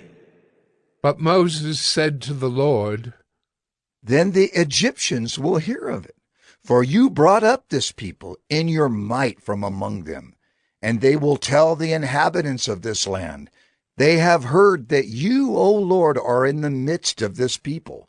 For you, O Lord, are seen face to face, and your cloud stands over them, and you go before them in a pillar of cloud by day and in a pillar of fire by night. Now if you kill this people as one man, then the nations who have heard your fame will say, It is because the Lord was not able to bring this people into the land that he swore to give to them, that he has killed them in the wilderness. And now, please, Let the power of the Lord be great, as you have promised, saying, The Lord is slow to anger and abounding in steadfast love, forgiving iniquity and transgression, but he will by no means clear the guilty, visiting the iniquity of the fathers on the children, to the third and the fourth generation. Please pardon the iniquity of this people, according to the greatness of your steadfast love, just as you have forgiven this people from Egypt until now. Then the Lord said, I have pardoned according to your word. But truly, as I live, and as all the earth shall be filled with the glory of the Lord, none of the men who have seen my glory and my signs that I did in Egypt and in the wilderness, and yet have put me to the test these 10 times, and have not obeyed my voice, shall see the land that I swore to give to their fathers. And none of those who despised me shall see it. But my servant Caleb, because he has a different spirit and has followed me fully, I will bring into the land into which he went, and his descendants shall possess it. Now, since the Amalekites and the Canaanites dwell in the valleys, turn tomorrow and set out for the wilderness by the way to the Red Sea. And the Lord spoke to Moses and to Aaron, saying, How long shall this wicked congregation grumble against me?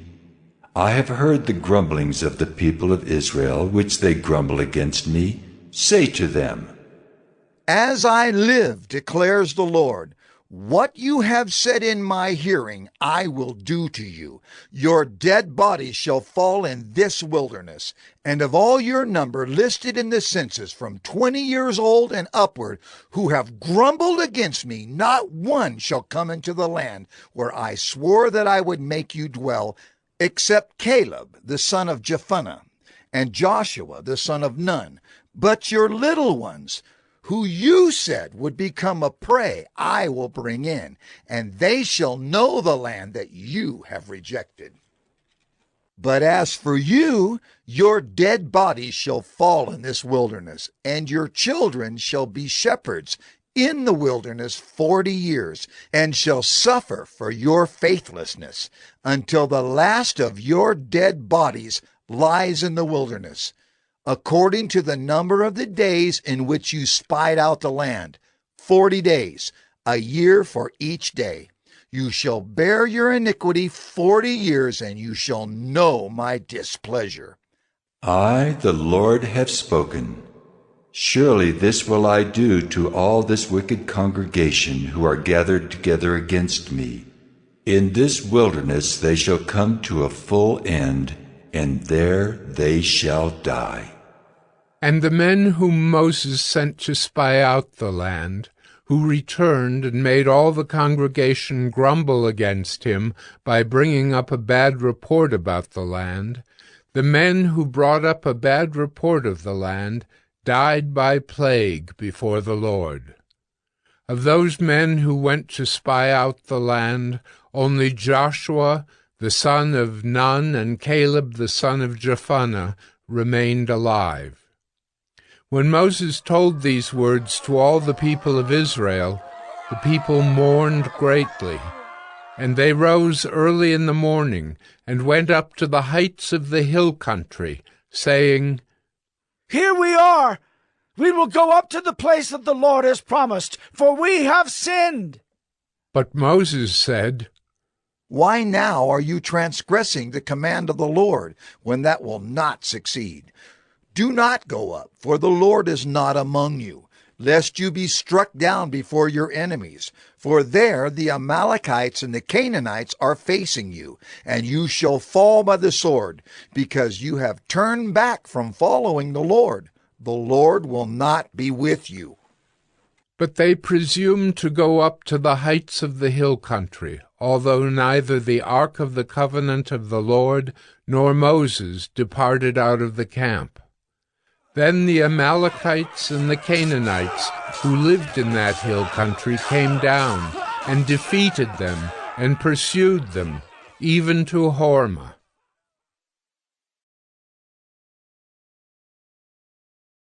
Numbers 15. The Lord spoke to Moses, saying, Speak to the people of Israel and say to them, When you come into the land you are to inhabit, which I am giving you, and you offer to the Lord from the herd or from the flock a food offering or a burnt offering or a sacrifice to fulfill a vow or as a freewill offering or at your appointed feasts, to make a pleasing aroma to the Lord, then he who brings his offering shall offer to the Lord a grain offering of 1/10 of an ephah of fine flour mixed with 1/4 of a hin of oil. And you shall offer with the burnt offering, or for the sacrifice, 1/4 of a hin of wine for the drink offering for each lamb, or for a ram you shall offer for a grain offering 2/10 of an ephah of fine flour mixed with 1/3 of a hin of oil. And for the drink offering you shall offer 1/3 of a hin of wine, a pleasing aroma to the Lord. And when you offer a bull as a burnt offering or sacrifice to fulfill a vow, or for peace offerings to the Lord, then one shall offer with the bull a grain offering of 3/10 of an ephah of fine flour mixed with 1/2 a hin of oil. And you shall offer for the drink offering 1/2 a hin of wine as a food offering, a pleasing aroma to the Lord. Thus it shall be done for each bull or ram, or for each lamb or young goat. As many as you offer, so shall you do with each one as many as there are. Every native Israelite shall do these things in this way, in offering a food offering with a pleasing aroma to the Lord. And if a stranger is sojourning with you, or anyone is living permanently among you, and he wishes to offer a food offering with a pleasing aroma to the Lord, he shall do as you do. For the assembly there shall be one statute for you and for the stranger who sojourns with you, a statute forever throughout your generations. You and the sojourner shall be alike before the Lord. One law and one rule shall be for you and for the stranger who sojourns with you. The Lord spoke to Moses, saying, Speak to the people of Israel and say to them, When you come into the land to which I bring you, and when you eat of the bread of the land, you shall present a contribution to the Lord. Of the first of your dough you shall present a loaf as a contribution, like a contribution from the threshing floor. So shall you present it. Some of the first of your dough you shall give to the Lord as a contribution throughout your generations. But if you sin unintentionally and do not observe all these commandments that the Lord has spoken to Moses, all that the Lord has commanded you by Moses, from the day that the Lord gave commandment and onward throughout your generations, then if it was done unintentionally, without the knowledge of the congregation, all the congregation shall offer one bull from the herd for a burnt offering, a pleasing aroma to the Lord, with its grain offering and its drink offering, according to the rule, and one male goat for a sin offering. And the priest shall make atonement for all the congregation of the people of Israel, and they shall be forgiven because it was a mistake, and they have brought their offering, a food offering to the Lord, and their sin offering before the Lord for their mistake. And all the congregation of the people of Israel shall be forgiven, and the stranger who sojourns among them, because the whole population was involved in the mistake. If one person sins unintentionally, he shall offer a female goat, a year old, for a sin offering, and the priest shall make atonement before the Lord for the person who makes a mistake, when he sins unintentionally, to make atonement for him, and he shall be forgiven. You shall have one law for him who does anything unintentionally, for him who is native among the people of Israel, and for the stranger who sojourns among them. But the person who does anything with a high hand, whether he is native or a sojourner, reviles the Lord, and that person shall be cut off from among his people. because he has despised the word of the Lord and has broken his commandment. That person shall be utterly cut off. His iniquity shall be on him. While the people of Israel were in the wilderness, they found a man gathering sticks on the Sabbath day. And those who found him gathering sticks brought him to Moses and Aaron and to all the congregation. They put him in custody, because it had not been made clear what should be done to him. And the Lord said to Moses, "The man shall be put to death. All the congregation shall stone him with stones outside the camp." And all the congregation brought him outside the camp and stoned him to death with stones, as the Lord commanded Moses. The Lord said to Moses, "Speak to the people of Israel and tell them to make tassels on the corners of their garments throughout their generations, and to put a cord of blue on the tassel of each corner. And it shall be a tassel for you to look at, and remember all the commandments of the Lord to do them, not to follow after your own heart and your own eyes, which you are inclined to whore after. So you shall remember and do all my commandments, and be holy to your God. I am the Lord your God, who brought you out of the land of Egypt to be your God. I am the Lord your God."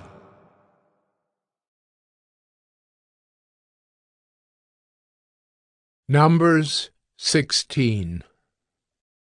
Now Korah, the son of Izhar, son of Kohath, son of Levi, and Dathan and Abiram, the sons of Eliab, and On, the son of Peleth, sons of Reuben, took men.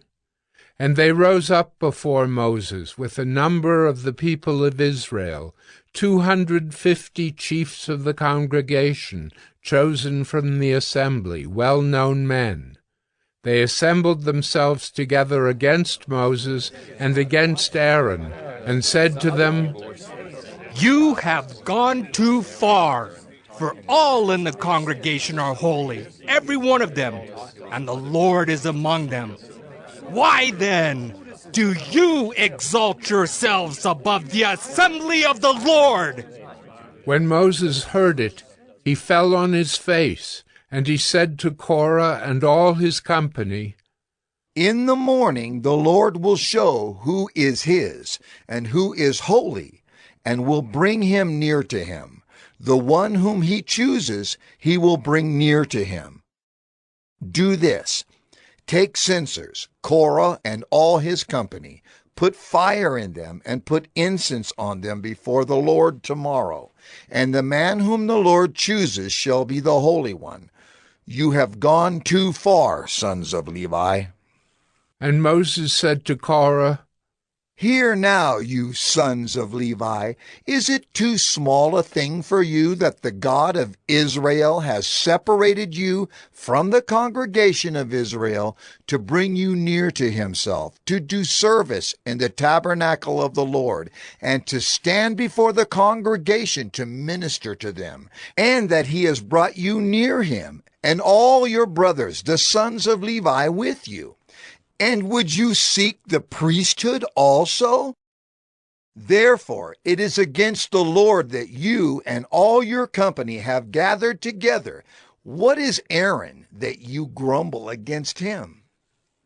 And Moses sent to call Dathan and Abiram, the sons of Eliab, and they said, "We will not come up. Is it a small thing that you have brought us up out of a land flowing with milk and honey to kill us in the wilderness, that you must also make yourself a prince over us?" Moreover, you have not brought us into a land flowing with milk and honey, nor given us inheritance of fields and vineyards. Will you put out the eyes of these men? We will not come up." And Moses was very angry, and said to the Lord, "Do not respect their offering. I have not taken one donkey from them, and I have not harmed one of them." And Moses said to Korah, Be present, you and all your company, before the Lord, you and they and Aaron, tomorrow. And let every one of you take his censer and put incense on it. And every one of you bring before the Lord his censer, 250 censers. You also, and Aaron, each his censer. So every man took his censer and put fire in them, and laid incense on them, and stood at the entrance of the tent of meeting with Moses and Aaron. Then Korah assembled all the congregation against them at the entrance of the tent of meeting. And the glory of the Lord appeared to all the congregation. And the Lord spoke to Moses and to Aaron, saying, Separate yourselves from among this congregation, that I may consume them in a moment. And they fell on their faces and said, O God, the God of the spirits of all flesh, shall one man sin, and will you be angry with all the congregation?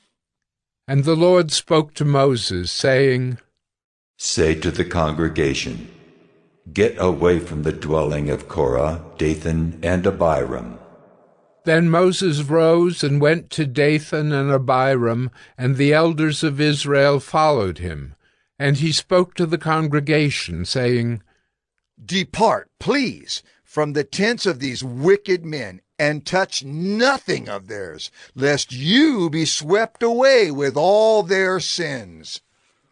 So they got away from the dwelling of Korah, Dathan, and Abiram. And Dathan and Abiram came out and stood at the door of their tents, together with their wives, their sons, and their little ones. And Moses said, Hereby ye shall know that the Lord has sent me to do all these works, and that it has not been of my own accord. If these men die, as all men die, or if they are visited by the fate of all mankind, then the Lord has not sent me.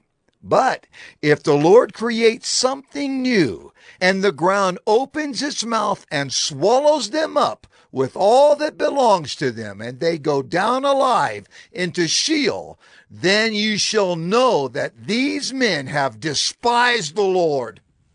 And as soon as he had finished speaking all these words, the ground under them split apart, and the earth opened its mouth and swallowed them up, with their households and all the people who belonged to Korah and all their goods. So they and all that belonged to them went down alive into Sheol, and the earth closed over them, and they perished from the midst of the assembly. And all Israel who were around them fled at their cry, for they said, Lest the earth swallow us up! And fire came out from the Lord, and consumed the 250 men offering the incense. Then the Lord spoke to Moses, saying, Tell Eleazar the son of Aaron the priest to take up the censers out of the blaze. Then scatter the fire far and wide, for they have become holy. As for the censers of these men who have sinned at the cost of their lives, let them be made into hammered plates as a covering for the altar. For they offered them before the Lord, and they became holy. Thus they shall be a sign to the people of Israel. So Eleazar the priest took the bronze censers, which those who were burned had offered, and they were hammered out as a covering for the altar, to be a reminder to the people of Israel, so that no outsider who is not of the descendants of Aaron should draw near to burn incense before the Lord, lest he become like Korah and his company, as the Lord said to him through Moses. But on the next day all the congregation of the people of Israel grumbled against Moses and against Aaron, saying, You have killed the people of the Lord! And when the congregation had assembled against Moses and against Aaron, they turned toward the tent of meeting. And behold, the cloud covered it, and the glory of the Lord appeared. And Moses and Aaron came to the front of the tent of meeting, and the Lord spoke to Moses, saying, Get away from the midst of this congregation, that I may consume them in a moment. And they fell on their faces, and Moses said to Aaron, Take your censer and put fire on it from off the altar, and lay incense on it, and carry it quickly to the congregation, and make atonement for them, for wrath has gone out from the Lord. The plague has begun. So Aaron took it as Moses said, and ran into the midst of the assembly. And behold, the plague had already begun among the people. And he put on the incense and made atonement for the people. And he stood between the dead and the living, and the plague was stopped.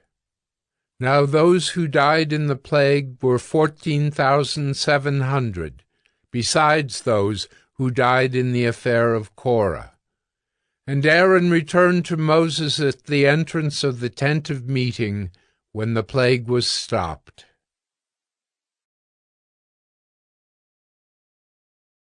Numbers 17. The Lord spoke to Moses, saying, Speak to the people of Israel, and get from them staffs, one for each father's house, from all their chiefs according to their fathers' houses, 12 staffs. Write each man's name on his staff, and write Aaron's name on the staff of Levi. For there shall be one staff for the head of each father's house. Then you shall deposit them in the tent of meeting before the testimony where I meet with you. And the staff of the man whom I choose shall sprout. Thus I will make to cease from me the grumblings of the people of Israel, which they grumble against you. Moses spoke to the people of Israel, and all their chiefs gave him staffs, one for each chief, according to their fathers' houses, 12 staffs. And the staff of Aaron was among their staffs. And Moses deposited the staffs before the Lord in the tent of the testimony.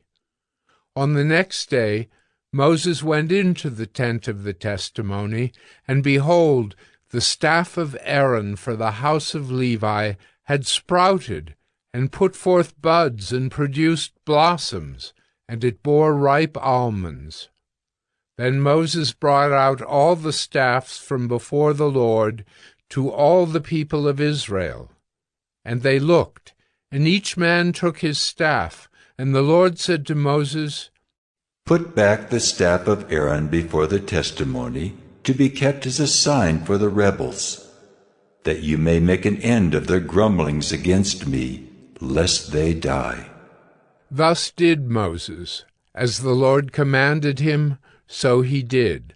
And the people of Israel said to Moses, Behold, we perish.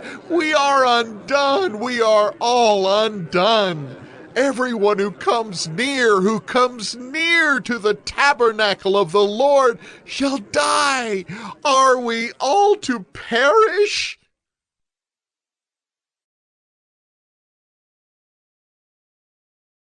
Numbers 18. So the Lord said to Aaron, You and your sons and your father's house with you shall bear iniquity connected with the sanctuary, and you and your sons with you shall bear iniquity connected with your priesthood.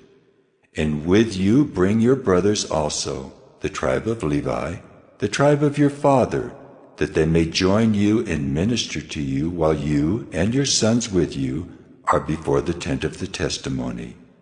They shall keep guard over you and over the whole tent, but shall not come near to the vessels of the sanctuary or to the altar, lest they and you die. They shall join you and keep guard over the tent of meeting for all the service of the tent, and no outsider shall come near you. And you shall keep guard over the sanctuary and over the altar, that there may never again be wrath on the people of Israel.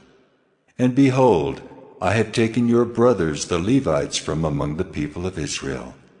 They are a gift to you, given to the Lord, to do the service of the tent of meeting. And you and your sons with you shall guard your priesthood for all that concerns the altar and that is within the veil, and you shall serve.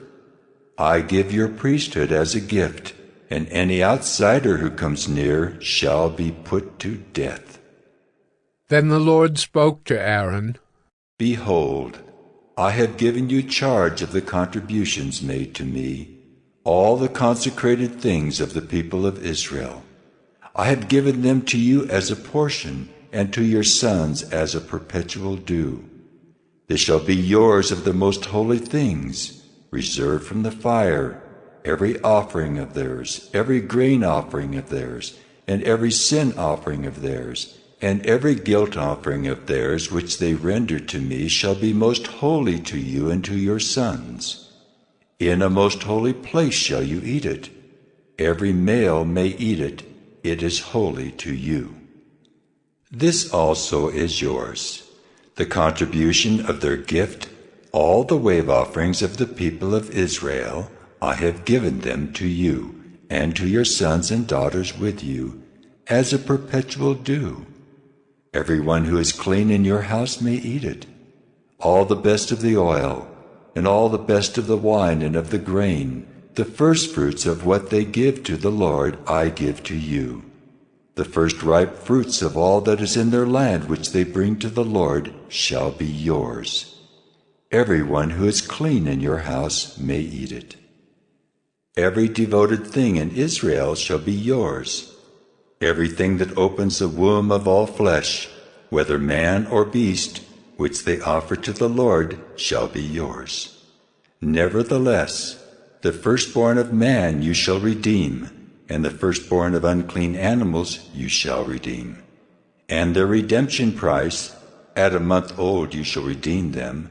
You shall fix it 5 shekels in silver, according to the shekel of the sanctuary, which is 20 gerahs.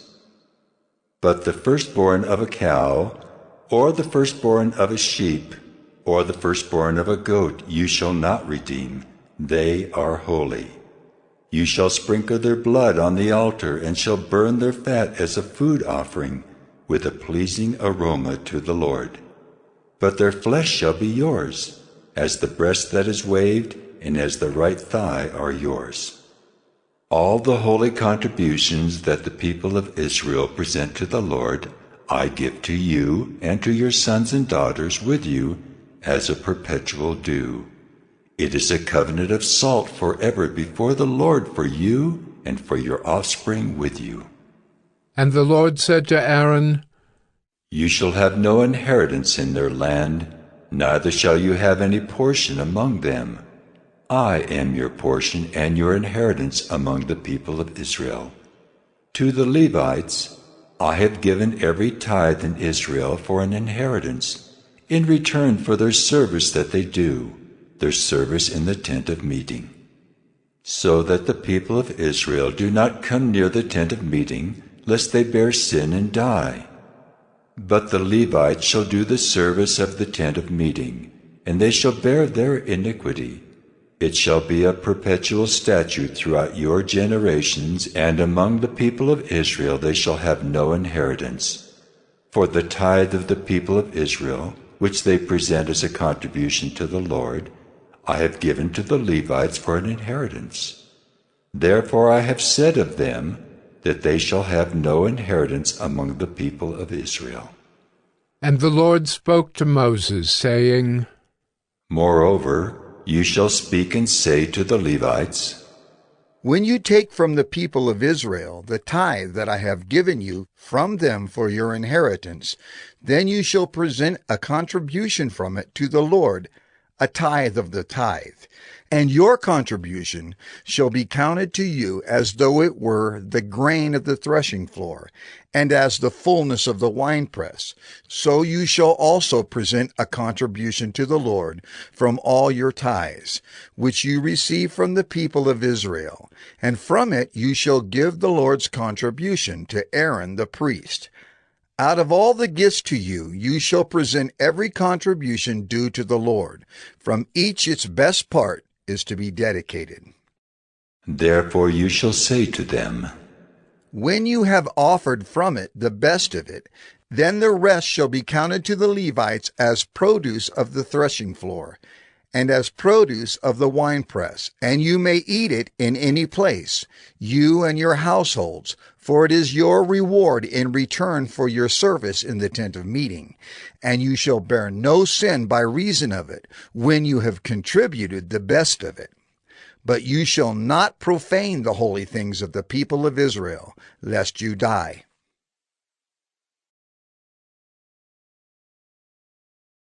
Numbers 19. Now the Lord spoke to Moses and to Aaron, saying, This is the statute of the law that the Lord has commanded. Tell the people of Israel to bring you a red heifer, without defect, in which there is no blemish, and on which a yoke has never come. And you shall give it to Eleazar the priest, and it shall be taken outside the camp and slaughtered before him. And Eleazar the priest shall take some of its blood with his finger, and sprinkle some of its blood toward the front of the tent of meeting 7 times. And the heifer shall be burned in his sight. Its skin, its flesh, and its blood, with its dung shall be burned. And the priest shall take cedar wood and hyssop and scarlet yarn, and throw them into the fire, burning the heifer. Then the priest shall wash his clothes and bathe his body in water, and afterward he may come into the camp. But the priest shall be unclean until evening. The one who burns the heifer shall wash his clothes in water, and bathe his body in water, and shall be unclean until evening. And a man who is clean shall gather up the ashes of the heifer, and deposit them outside the camp in a clean place, and they shall be kept for the water for impurity for the congregation of the people of Israel. It is a sin offering. And the one who gathers the ashes of the heifer shall wash his clothes and be unclean until evening, and this shall be a perpetual statute for the people of Israel, and for the stranger who sojourns among them. Whoever touches the dead body of any person shall be unclean 7 days. He shall cleanse himself with the water on the 3rd day and on the 7th day, and so be clean. But if he does not cleanse himself on the 3rd day and on the 7th day, he will not become clean. Whoever touches a dead person, the body of anyone who has died, and does not cleanse himself, defiles the tabernacle of the Lord, and that person shall be cut off from Israel. Because the water for impurity was not thrown on him, he shall be unclean. His uncleanness is still on him. This is the law when someone dies in a tent. Everyone who comes into the tent and everyone who is in the tent shall be unclean 7 days. And every open vessel that has no cover fastened on it is unclean. Whoever in the open field touches someone who was killed with a sword, or who died naturally, or touches a human bone or a grave, shall be unclean 7 days. For the unclean they shall take some ashes of the burnt sin offering, and fresh water shall be added in a vessel. Then a clean person shall take hyssop, and dip it in the water, and sprinkle it on the tent, and on all the furnishings, and on the persons who were there, and on whoever touched the bone, or the slain, or the dead, or the grave. And the clean person shall sprinkle it on the unclean on the 3rd day, and on the 7th day. Thus on the 7th day he shall cleanse him, and he shall wash his clothes, and bathe himself in water, and at evening he shall be clean.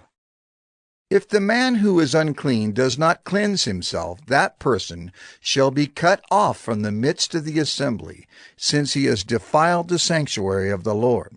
Because the water for impurity has not been thrown on him, he is unclean, and it shall be a statute forever for them.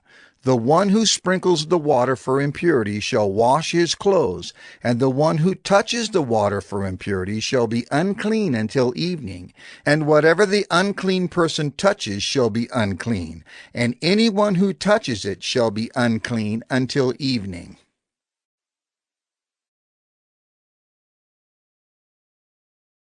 Numbers 20. And the people of Israel, the whole congregation, came into the wilderness of Zin in the 1st month, and the people stayed in Kadesh. And Miriam died there and was buried there. Now there was no water for the congregation, and they assembled themselves together against Moses and against Aaron. And the people quarreled with Moses and said, "Would that we had perished when our brothers perished before the Lord! Why have you brought the assembly of the Lord into this wilderness? That we should die here, both we and our cattle?" "And why have you made us come up out of Egypt to bring us to this evil place? It is no place for grain or figs or vines or pomegranates, and there is no water to drink." Then Moses and Aaron went from the presence of the assembly to the entrance of the tent of meeting and fell on their faces. And the glory of the Lord appeared to them. And the Lord spoke to Moses, saying, "Take the staff and assemble the congregation, you and Aaron your brother, and tell the rock before their eyes to yield its water. So you shall bring water out of the rock for them, and give drink to the congregation and their cattle." And Moses took the staff from before the Lord, as he commanded him.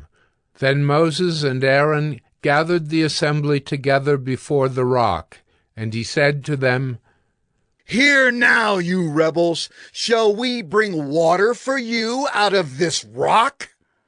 And Moses lifted up his hand and struck the rock with his staff twice, and water came out abundantly, and the congregation drank, and their livestock. And the Lord said to Moses and Aaron, "Because you did not believe in me to uphold me as holy in the eyes of the people of Israel, therefore you shall not bring this assembly into the land that I have given them." These are the waters of Meribah, where the people of Israel quarreled with the Lord, and through them he showed himself holy. Moses sent messengers from Kadesh to the king of Edom. "Thus says your brother Israel, you know all the hardship that we have met, how our fathers went down to Egypt, and we lived in Egypt a long time. And the Egyptians dealt harshly with us and our fathers. And when we cried to the Lord, he heard our voice and sent an angel and brought us out of Egypt. And here we are in Kadesh, a city on the edge of your territory. Please let us pass through your land. We will not pass through field or vineyard or drink water from a well. We will go along the king's highway. We will not turn aside to the right hand or to the left until we have passed through your territory." But Edom said to him, "You shall not pass through, lest I come out with the sword against you." And the people of Israel said to him, "We will go up by the highway, and if we drink of your water, I and my livestock, then I will pay for it. Let me only pass through on foot, nothing more." But he said, "You shall not pass through." And Edom came out against them with a large army and with a strong force. Thus Edom refused to give Israel passage through his territory, so Israel turned away from him. And they journeyed from Kadesh, and the people of Israel, the whole congregation, came to Mount Hor. And the Lord said to Moses and Aaron at Mount Hor, on the border of the land of Edom, "Let Aaron be gathered to his people, for he shall not enter the land that I have given to the people of Israel, because you rebelled against my command at the waters of Meribah. Take Aaron and Eleazar his son, and bring them up to Mount Hor, and strip Aaron of his garments, and put them on Eleazar his son, and Aaron shall be gathered to his people, and shall die there." Moses did as the Lord commanded, and they went up Mount Hor in the sight of all the congregation. And Moses stripped Aaron of his garments, and put them on Eleazar his son. And Aaron died there on the top of the mountain. Then Moses and Eleazar came down from the mountain. And when all the congregation saw that Aaron had perished, all the house of Israel wept for Aaron 30 days.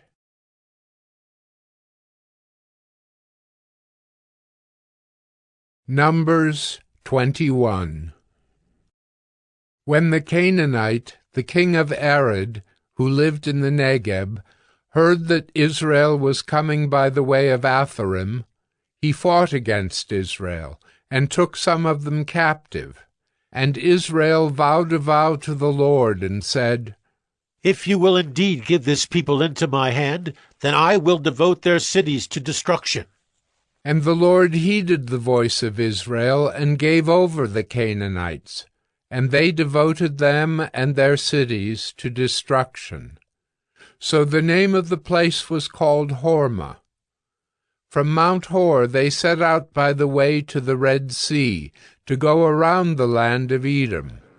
And the people became impatient on the way, and the people spoke against God and against Moses. Why have you brought us up out of Egypt to die in the wilderness? For there is no food and no water, and we loathe this worthless food. Then the Lord sent fiery serpents among the people, and they bit the people, so that many people of Israel died. And the people came to Moses and said, We have sinned, for we have spoken against the Lord and against you. Pray to the Lord that he take away the serpents from us. So Moses prayed for the people, and the Lord said to Moses, Make a fiery serpent and set it on a pole, and everyone who is bitten when he sees it shall live. So Moses made a bronze serpent and set it on a pole, and if a serpent bit anyone, he would look at the bronze serpent and live. And the people of Israel set out and camped in Oboth. And they set out from Oboth and camped at Abarim in the wilderness that is opposite Moab toward the sunrise. From there they set out and camped in the valley of Zered. From there they set out and camped on the other side of the Arnon, which is in the wilderness that extends from the border of the Amorites. For the Arnon is the border of Moab, between Moab and the Amorites. Therefore it is said in the book of the wars of the Lord, Waheb and Suphah, and the valleys of the Arnon, and the slope of the valleys that extends to the seat of Ar, and leans to the border of Moab. And from there they continued to Beer, that is the well of which the Lord said to Moses, Gather the people together, so that I may give them water. Then Israel sang this song. Spring up, O well, sing to it, the well that the princes made, that the nobles of the people dug, with the scepter and with their staffs. And from the wilderness they went on to Mattanah, and from Mattanah to Nahaliel, and from Nahaliel to Bamoth, and from Bamoth to the valley lying in the region of Moab, by the top of Pisgah that looks down on the desert. Then Israel sent messengers to Sihon, king of the Amorites, saying, Let me pass through your land. We will not turn aside into field or vineyard. We will not drink the water of a well. We will go by the king's highway until we have passed through your territory. But Sihon would not allow Israel to pass through his territory. He gathered all his people together, and went out against Israel to the wilderness, and came to Jahaz, and fought against Israel. And Israel defeated him with the edge of the sword, and took possession of his land from the Arnon to the Jabbok, as far as to the Ammonites, for the border of the Ammonites was strong. And Israel took all these cities, And Israel settled in all the cities of the Amorites, in Heshbon and in all its villages. For Heshbon was the city of Sihon, the king of the Amorites, who had fought against the former king of Moab and taken all his land out of his hand as far as the Arnon. Therefore the ballad singers say, Come to Heshbon, let it be built, let the city of Sihon be established. For fire came out from Heshbon, flame from the city of Sihon. It devoured Ar of Moab, and swallowed the heights of the Arnon. Woe to you, O Moab! You are undone, O people of Chemosh. He has made his sons fugitives, and his daughters captives to an Amorite king, Sihon. So we overthrew them. Heshbon, as far as Dibon, perished, and we laid waste as far as Nophah. Fire spread as far as Medeba. Thus Israel lived in the land of the Amorites. And Moses sent to spy out Jazer, and they captured its villages, and dispossessed the Amorites who were there. Then they turned and went up by the way to Bashan. And Og the king of Bashan came out against them, he and all his people, to battle at Edrei. But the Lord said to Moses, Do not fear him, for I have given him into your hand, and all his people and his land. And you shall do to him as you did to Sihon, king of the Amorites, who lived at Heshbon. So they defeated him and his sons and all his people, until he had no survivor left, and they possessed his land.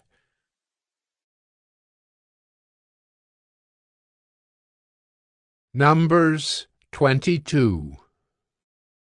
Then the people of Israel set out and camped in the plains of Moab, beyond the Jordan at Jericho. And Balak, the son of Zippor, saw all that Israel had done to the Amorites. And Moab was in great dread of the people, because they were many. Moab was overcome with fear of the people of Israel. And Moab said to the elders of Midian, This horde will now lick up all that is around us, as the ox licks up the grass of the field. So Balak, the son of Zippor, who was king of Moab at that time, sent messengers to Balaam, the son of Beor, at Pethor, which is near the river in the land of the people of Ammon, to call him, saying, Behold, a people has come out of Egypt. They cover the face of the earth, and they are dwelling opposite to me. Come now, curse this people for me, since they are too mighty for me. Perhaps I shall be able to defeat them and drive them from the land, for I know that he whom you bless is blessed, and he whom you curse is cursed. So the elders of Moab and the elders of Midian departed with the fees for divination in their hand. And they came to Balaam and gave him Balak's message. And he said to them, Lodge here tonight, and I will bring back word to you, as the Lord speaks to me. So the princes of Moab stayed with Balaam. And God came to Balaam and said, Who are these men with you? And Balaam said to God, Balak, the son of Zippor, king of Moab, has sent to me, saying, Behold, a people has come out of Egypt, and it covers the face of the earth. Now come, curse them for me. Perhaps I shall be able to fight against them and drive them out. God said to Balaam, You shall not go with them. You shall not curse the people, for they are blessed. So Balaam rose in the morning and said to the princes of Balak, Go to your own land, for the Lord has refused to let me go with you. So the princes of Moab rose and went to Balak and said, Balaam refuses to come with us. Once again Balak sent princes, more in number and more honorable than these. And they came to Balaam and said to him, Thus says Balak, the son of Zippor, Let nothing hinder you from coming to me, for I will surely do you great honor, and whatever you say to me I will do. Come, curse this people for me. But Balaam answered and said to the servants of Balak, Though Balak were to give me his house full of silver and gold, I could not go beyond the command of the Lord my God, to do less or more. So you too, please stay here tonight, that I may know what more the Lord will say to me. And God came to Balaam at night and said to him, If the men have come to call you, rise, go with them, but only do what I tell you. So Balaam rose in the morning and saddled his donkey and went with the princes of Moab. But God's anger was kindled because he went, and the angel of the Lord took his stand in the way as his adversary. Now he was riding on the donkey, and his 2 servants were with him. And the donkey saw the angel of the Lord standing in the road with a drawn sword in his hand. And the donkey turned aside out of the road and went into the field. And Balaam struck the donkey to turn her into the road. Then the angel of the Lord stood in a narrow path between the vineyards, with a wall on either side. And when the donkey saw the angel of the Lord, she pushed against the wall, and pressed Balaam's foot against the wall. So he struck her again. Then the angel of the Lord went ahead and stood in a narrow place, where there was no way to turn either to the right or to the left. When the donkey saw the angel of the Lord, she lay down under Balaam, and Balaam's anger was kindled, and he struck the donkey with his staff. Then the Lord opened the mouth of the donkey, and she said to Balaam, What have I done to you, that you have struck me these 3 times? And Balaam said to the donkey, Because you have made a fool of me, I wish I had a sword in my hand, for then I would kill you. And the donkey said to Balaam, Am I not your donkey, on which you have ridden all your life long to this day? Is it my habit to treat you this way? And he said, No. Then the Lord opened the eyes of Balaam, and he saw the angel of the Lord standing in the way, with his drawn sword in his hand. And he bowed down and fell on his face. And the angel of the Lord said to him, Why have you struck your donkey these 3 times? Behold, I have come out to oppose you, because your way is perverse before me. The donkey saw me and turned aside before me these 3 times. If she had not turned aside from me, surely just now I would have killed you and let her live. Then Balaam said to the angel of the Lord, I have sinned, for I did not know that you stood in the road against me. Now therefore, if it is evil in your sight, I will turn back. And the angel of the Lord said to Balaam, Go with the men, but speak only the word that I tell you. So Balaam went on with the princes of Balak. When Balak heard that Balaam had come, he went out to meet him at the city of Moab, on the border formed by the Arnon, at the extremity of the border. And Balak said to Balaam, Did I not send to you to call you? Why did you not come to me? Am I not able to honor you? Balaam said to Balak, Behold, I have come to you. Have I now any power of my own to speak anything? The word that God puts in my mouth, that must I speak. Then Balaam went with Balak, and they came to Kiriath-Huzoth. And Balak sacrificed oxen and sheep, and sent for Balaam and for the princes who were with him. And in the morning Balak took Balaam, and brought him up to Bamoth Baal, and from there he saw a fraction of the people.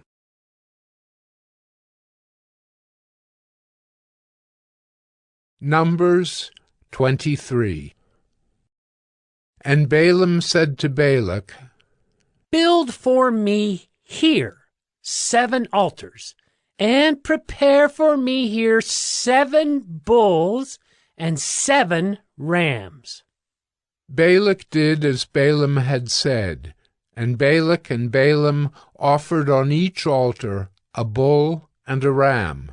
And Balaam said to Balak, Stand beside your burnt offering, and I will go. Perhaps the Lord will come to meet me, and whatever he shows me, I will tell you.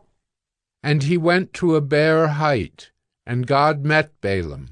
And Balaam said to him, I have arranged the 7 altars, and I have offered on each altar a bull and a ram. And the Lord put a word in Balaam's mouth, and said, Return to Balak, and thus you shall speak. And he returned to him, and behold, he and all the princes of Moab were standing beside his burnt offering. And Balaam took up his discourse, and said, From Aram Balak has brought me, the king of Moab, from the eastern mountains. Come, curse Jacob for me, and come, denounce Israel. How can I curse whom God has not cursed? How can I denounce whom the Lord has not denounced? For from the top of the crags I see him, from the hills I behold him. Behold, a people dwelling alone, and not counting itself among the nations. Who can count the dust of Jacob, or number the 4th part of Israel? Let me die the death of the upright, and let my end be like his.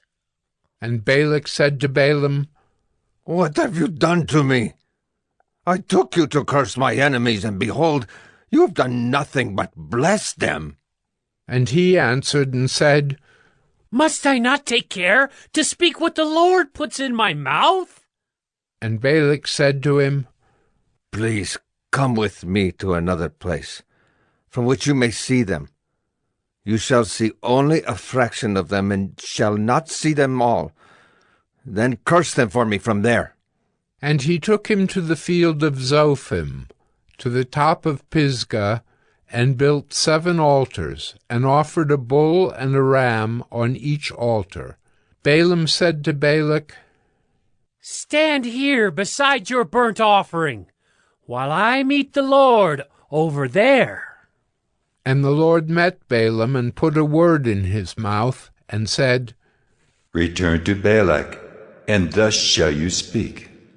And he came to him, and behold, he was standing beside his burnt offering, and the princes of Moab with him. And Balak said to him, What has the Lord spoken? And Balaam took up his discourse, and said, Rise, Balak, and hear. Give ear to me, O son of Zippor. God is not man, that he should lie, or a son of man, that he should change his mind. Has he said, and will he not do it? Or has he spoken, and will he not fulfill it? Behold, I received a command to bless. He has blessed, and I cannot revoke it. He has not beheld misfortune in Jacob, nor has he seen trouble in Israel. The Lord their God is with them, and the shout of a king is among them. God brings them out of Egypt, and is for them like the horns of the wild ox. For there is no enchantment against Jacob, no divination against Israel. Now it shall be said of Jacob and Israel, what has God wrought? Behold, a people! As a lioness it rises up, and as a lion it lifts itself. It does not lie down until it has devoured the prey and drunk the blood of the slain. And Balak said to Balaam, Do not curse them at all, and do not bless them at all. But Balaam answered Balak, Did I not tell you? All that the Lord says, that I must do. And Balak said to Balaam, Come now, I will take you to another place. Perhaps it will please God that you may curse them for me from there. So Balak took Balaam to the top of Peor, which overlooks the desert. And Balaam said to Balak, Build for me here 7 altars, and prepare for me here 7 bulls and 7 rams. And Balak did as Balaam had said, and offered a bull and a ram on each altar.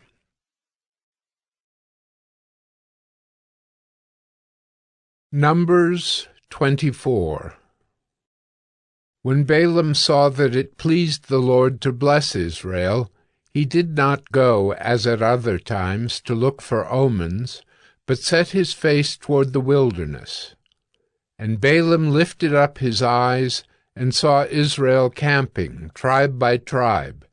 And the Spirit of God came upon him, and he took up his discourse and said, The oracle of Balaam, the son of Beor, the oracle of the man whose eye is opened, the oracle of him who hears the words of God, who sees the vision of the Almighty, falling down with his eyes uncovered. How lovely are your tents, O Jacob, your encampments, O Israel! Like palm groves that stretch afar, like gardens beside a river, like aloes that the Lord has planted, like cedar trees beside the waters. Water shall flow from his buckets, and his seed shall be in many waters. His king shall be higher than Agag, and his kingdom shall be exalted. God brings him out of Egypt and is for him like the horns of the wild ox. He shall eat up the nations, his adversaries, and shall break their bones in pieces and pierce them through with his arrows. He crouched. He lay down like a lion and like a lioness. Who will rouse him up? Blessed are those who bless you, and cursed are those who curse you. And Balak's anger was kindled against Balaam, and he struck his hands together. And Balak said to Balaam, I called you to curse my enemies, and behold, you have blessed them these 3 times. Therefore, now flee to your own place. I said, I will certainly honor you, but the Lord has held you back from honor. And Balaam said to Balak, Did I not tell your messengers whom you sent to me? If Balak should give me his house full of silver and gold, I would not be able to go beyond the word of the Lord, to do either good or bad of my own will. What the Lord speaks, that will I speak. And now, behold, I am going to my people. Come, I will let you know what this people will do to your people in the latter days. And he took up his discourse and said, The oracle of Balaam, the son of Beor, the oracle of the man whose eye is opened, the oracle of him who hears the words of God and knows the knowledge of the Most High, who sees the vision of the Almighty falling down with his eyes uncovered. I see him, but not now. I behold him, but not near. A star shall come out of Jacob, and a scepter shall rise out of Israel. It shall crush the forehead of Moab, and break down all the sons of Sheth.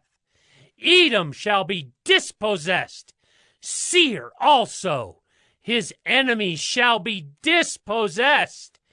Israel is doing valiantly, and one from Jacob shall exercise dominion and destroy the survivors of cities. Then he looked on Amalek, and took up his discourse, and said, Amalek was the first among the nations, but its end is utter destruction. And he looked on the Kenite, and took up his discourse, and said, Enduring is your dwelling place, and your nest is set in the rock. Nevertheless, Cain shall be burned when Asher takes you away captive.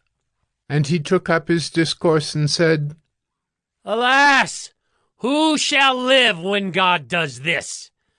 But ships shall come from Kittim, and shall afflict Asher and Eber, and he too shall come to utter destruction. Then Balaam rose and went back to his place, and Balak also went his way.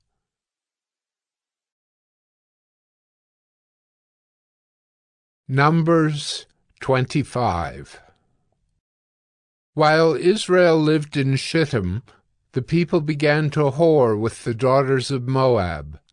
These invited the people to the sacrifices of their gods, and the people ate and bowed down to their gods. So Israel yoked himself to Baal of Peor. And the anger of the Lord was kindled against Israel. And the Lord said to Moses, Take all the chiefs of the people, and hang them in the sun before the Lord, that the fierce anger of the Lord may turn away from Israel. And Moses said to the judges of Israel, Each of you kill those of his men who have yoked themselves to Baal of Peor. And behold, one of the people of Israel came and brought a Midianite woman to his family, in the sight of Moses and in the sight of the whole congregation of the people of Israel, while they were weeping in the entrance of the tent of meeting. When Phinehas, the son of Eleazar, son of Aaron the priest, saw it, he rose and left the congregation and took a spear in his hand, and went after the man of Israel into the chamber, and pierced both of them, the man of Israel and the woman, through her belly. Thus the plague on the people of Israel was stopped. Nevertheless, those who died by the plague were 24,000. And the Lord said to Moses, Phinehas, the son of Eleazar, son of Aaron the priest, has turned back my wrath from the people of Israel, in that he was jealous with my jealousy among them, so that I did not consume the people of Israel in my jealousy. Therefore say, Behold, I give to him my covenant of peace, and it shall be to him and to his descendants after him the covenant of a perpetual priesthood, because he was jealous for his God, and made atonement for the people of Israel. The name of the slain man of Israel, who was killed with the Midianite woman, was Zimri, the son of Salu, chief of a father's house belonging to the Simeonites. And the name of the Midianite woman who was killed was Cosbi, the daughter of Zur, who was the tribal head of a father's house in Midian. And the Lord spoke to Moses, saying, Harass the Midianites, and strike them down, for they have harassed you with their wiles, with which they beguiled you in the matter of Peor, and in the matter of Cosbi, the daughter of the chief of Midian, their sister who was killed on the day of the plague on account of Peor.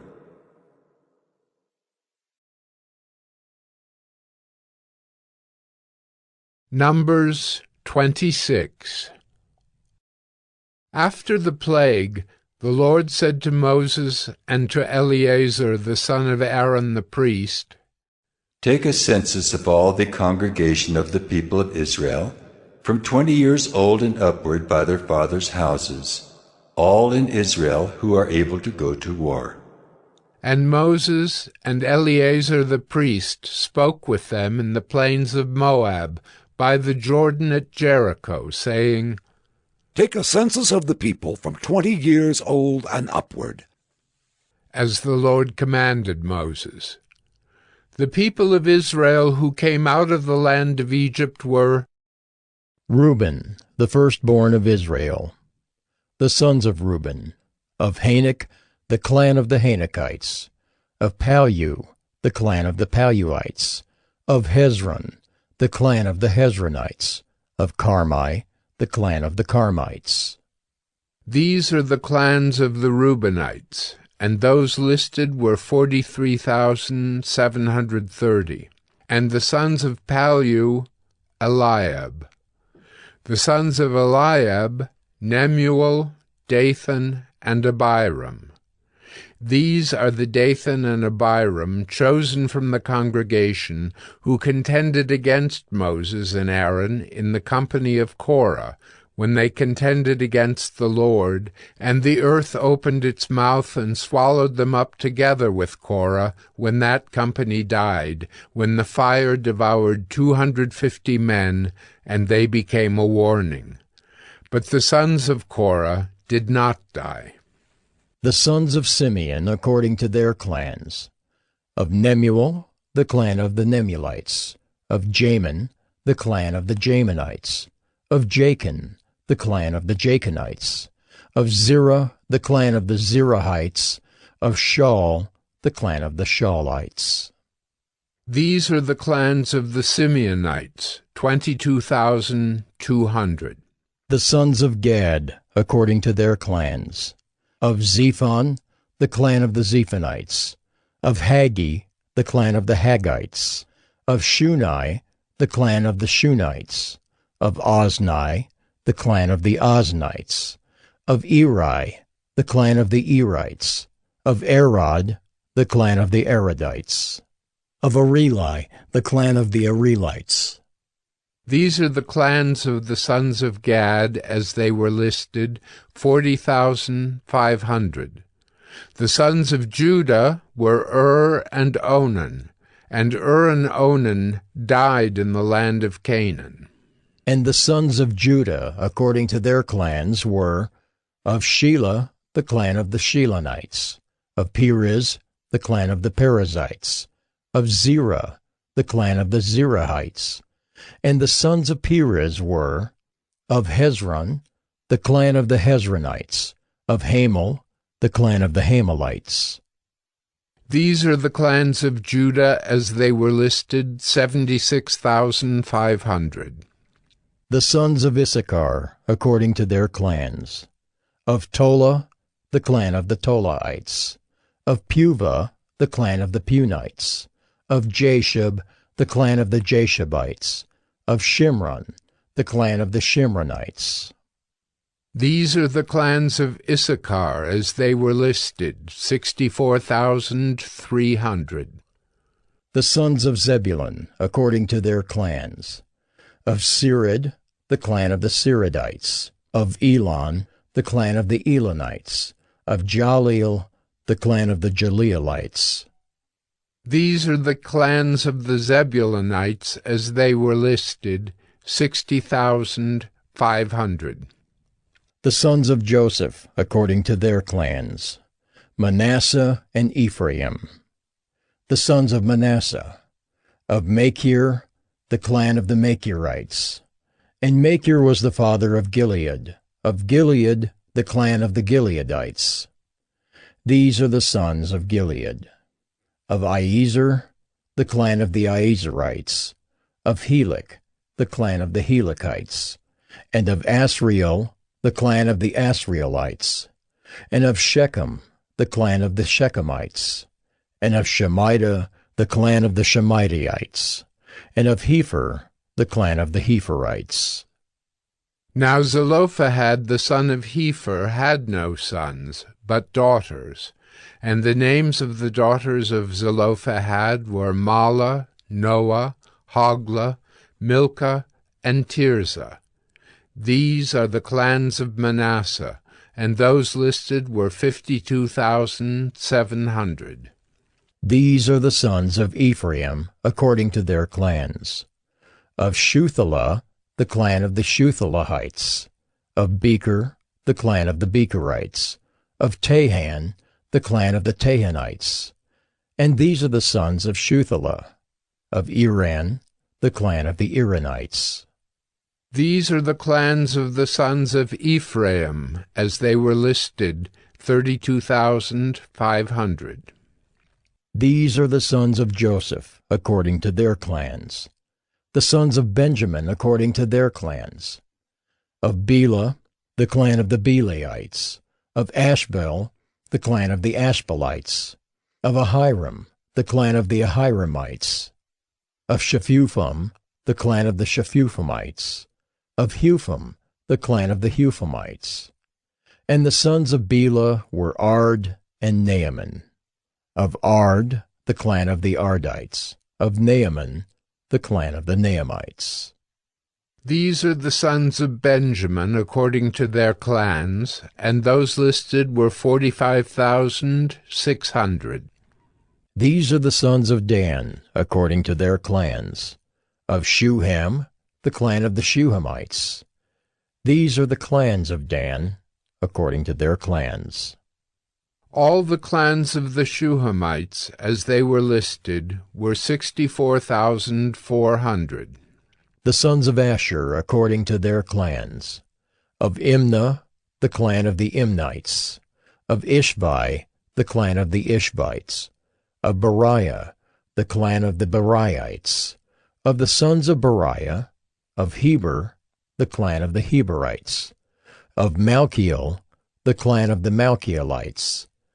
And the name of the daughter of Asher was Serah. These are the clans of the sons of Asher as they were listed, 53,400. The sons of Naphtali according to their clans. Of Jaziel, the clan of the Jazielites.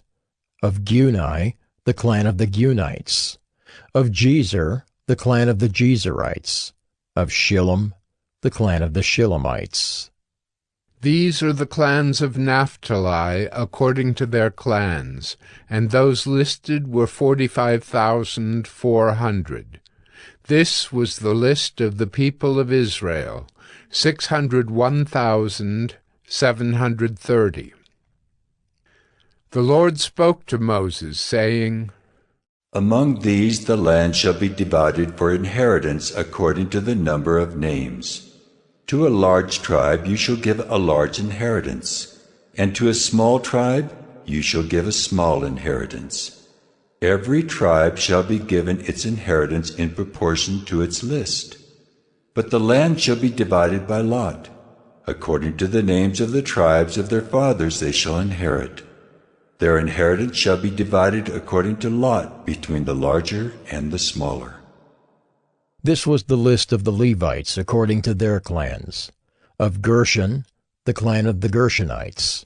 Of Kohath, the clan of the Cohathites. Of Merari, the clan of the Merarites. These are the clans of Levi. The clan of the Libnites, the clan of the Hebronites, the clan of the Mahlites, the clan of the Mushites, the clan of the Korahites. And Kohath was the father of Amram. The name of Amram's wife was Jochebed, the daughter of Levi, who was born to Levi in Egypt. And she bore to Amram Aaron and Moses and Miriam their sister.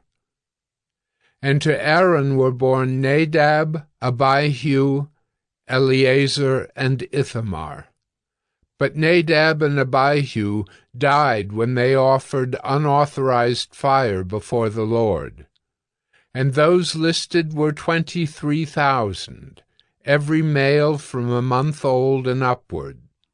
For they were not listed among the people of Israel, because there was no inheritance given to them among the people of Israel. These were those listed by Moses and Eleazar the priest, who listed the people of Israel in the plains of Moab by the Jordan at Jericho. But among these there was not one of those listed by Moses and Aaron the priest, who had listed the people of Israel in the wilderness of Sinai. For the Lord had said of them, "They shall die in the wilderness." Not one of them was left, except Caleb the son of Jephunneh and Joshua the son of Nun.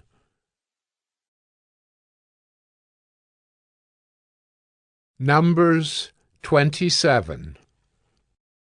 Then drew near the daughters of Zelophehad, the son of Hepher, son of Gilead, son of Machir, son of Manasseh, from the clans of Manasseh the son of Joseph.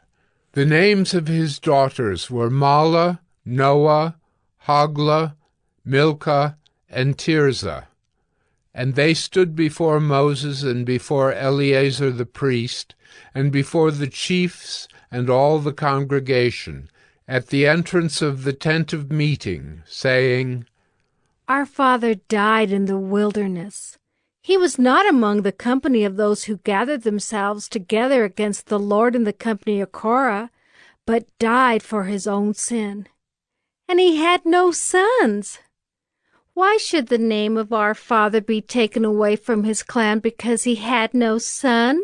Give to us a possession among our father's brothers. Moses brought their case before the Lord, and the Lord said to Moses, The daughters of Zelophehad are right. You shall give them possession of an inheritance among their father's brothers, and transfer the inheritance of their father to them.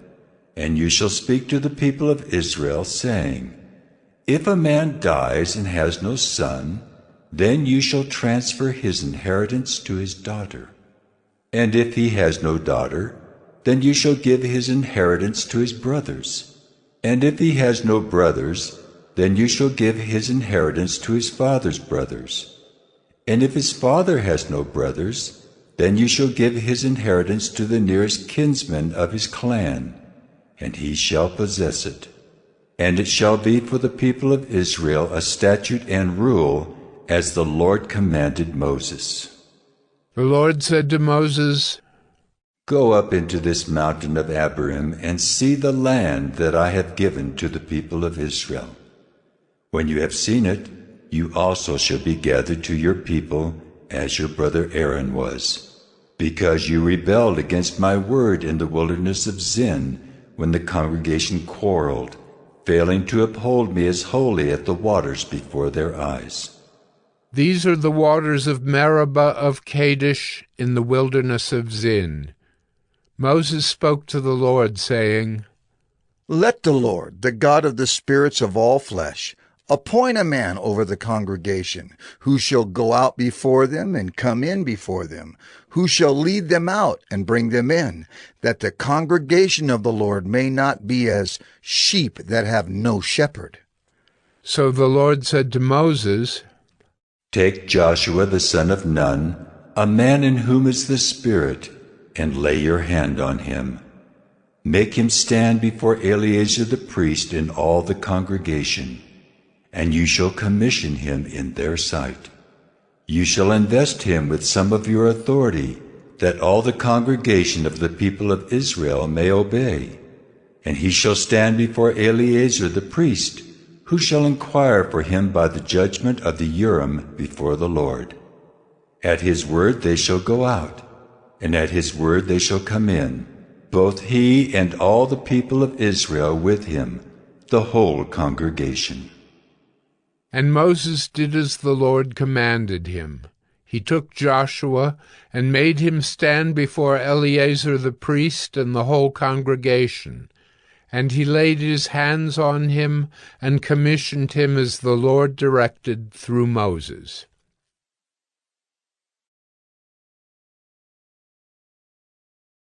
Numbers 28.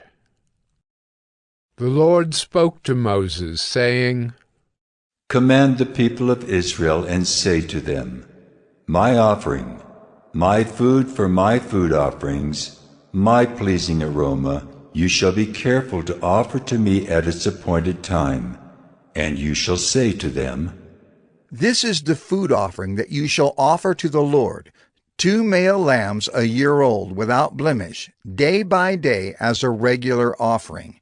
The one lamb you shall offer in the morning, and the other lamb you shall offer at twilight. Also 1/10 of an ephah of fine flour for a grain offering, mixed with 1/4 of a hin of beaten oil. It is a regular burnt offering, which was ordained at Mount Sinai for a pleasing aroma, a food offering to the Lord. Its drink offering shall be 1/4 of a hin for each lamb. In the holy place you shall pour out a drink offering of strong drink to the Lord. The other lamb you shall offer at twilight, like the grain offering of the morning, and like its drink offering you shall offer it as a food offering, with a pleasing aroma to the Lord.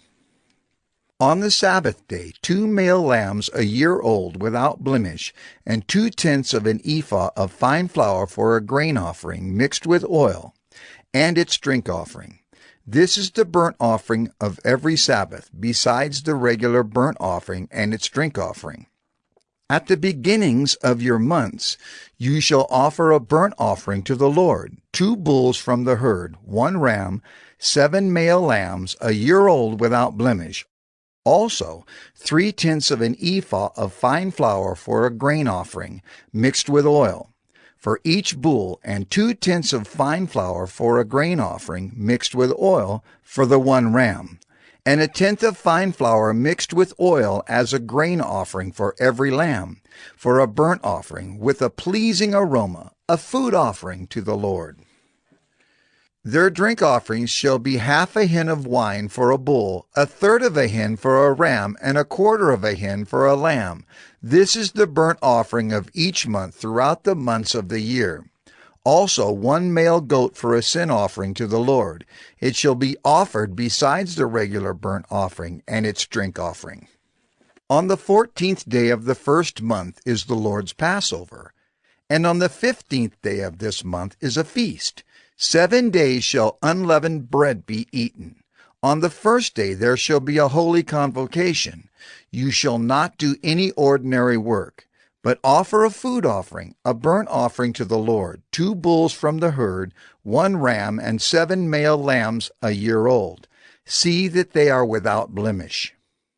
Also their grain offering of fine flour mixed with oil, 3/10 of an ephah shall you offer for a bull, and 2/10 for a ram. 1/10 shall you offer for each of the 7 lambs. Also 1 male goat for a sin offering, to make atonement for you. You shall offer these besides the burnt offering of the morning, which is for a regular burnt offering. In the same way you shall offer daily for 7 days the food of a food offering, with a pleasing aroma to the Lord. It shall be offered besides the regular burnt offering and its drink offering. And on the 7th day you shall have a holy convocation. You shall not do any ordinary work. On the day of the first fruits, when you offer a grain offering of new grain to the Lord at your Feast of Weeks, you shall have a holy convocation. You shall not do any ordinary work, but offer a burnt offering with a pleasing aroma to the Lord. 2 bulls from the herd, 1 ram, 7 male lambs a year old, also their grain offering of fine flour mixed with oil. 3/10 of an ephah for each bull, 2/10 for 1 ram, 1/10 for each of the 7 lambs, with 1 male goat, to make atonement for you. Besides the regular burnt offering and its grain offering, you shall offer them and their drink offering. See that they are without blemish.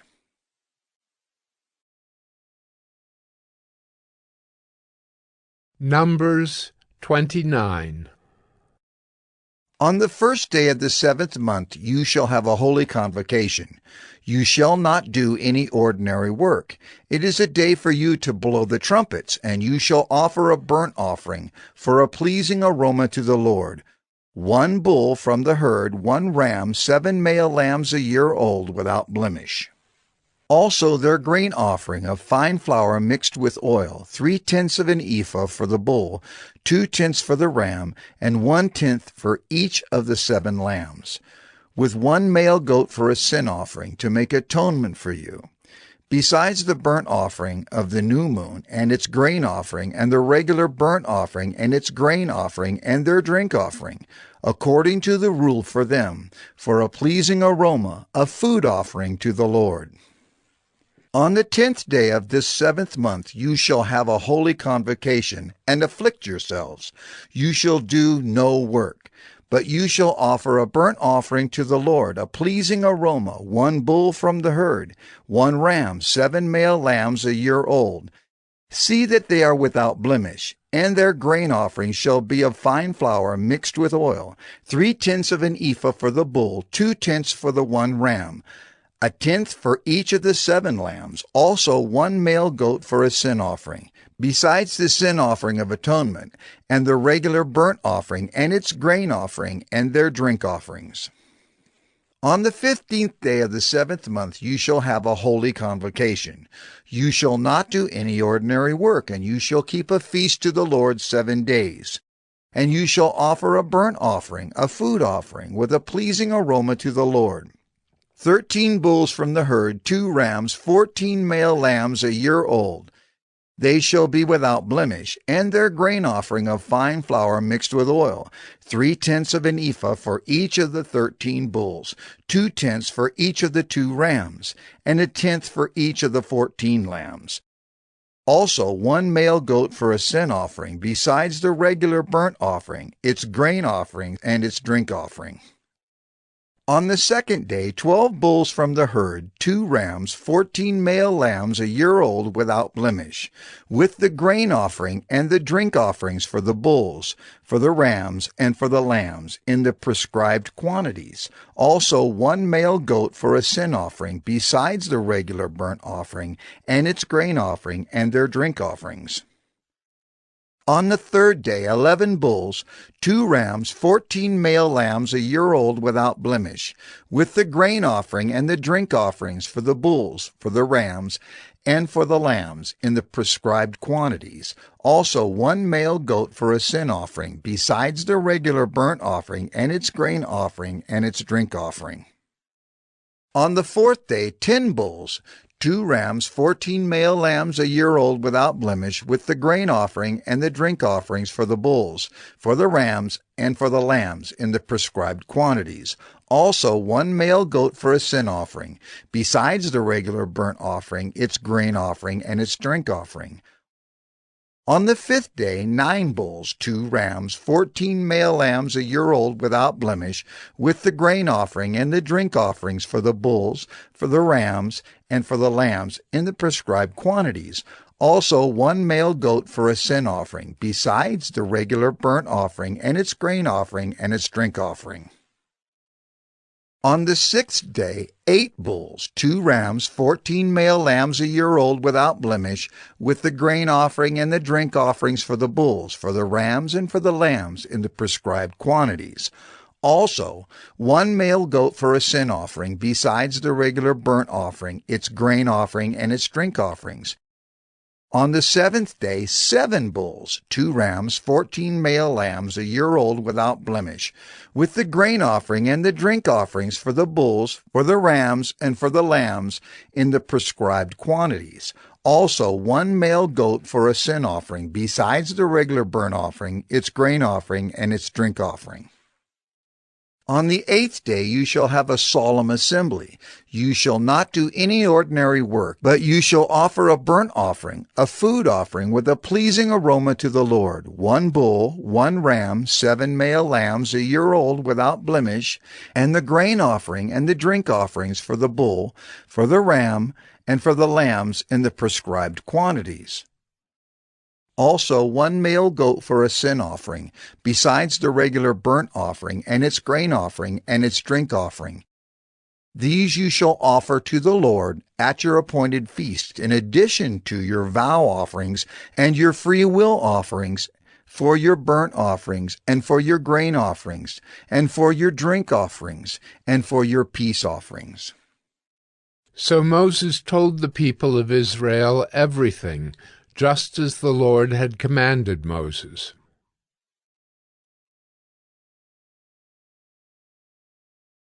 Numbers 30. Moses spoke to the heads of the tribes of the people of Israel, saying, This is what the Lord has commanded. If a man vows a vow to the Lord, or swears an oath to bind himself by a pledge, he shall not break his word. He shall do according to all that proceeds out of his mouth.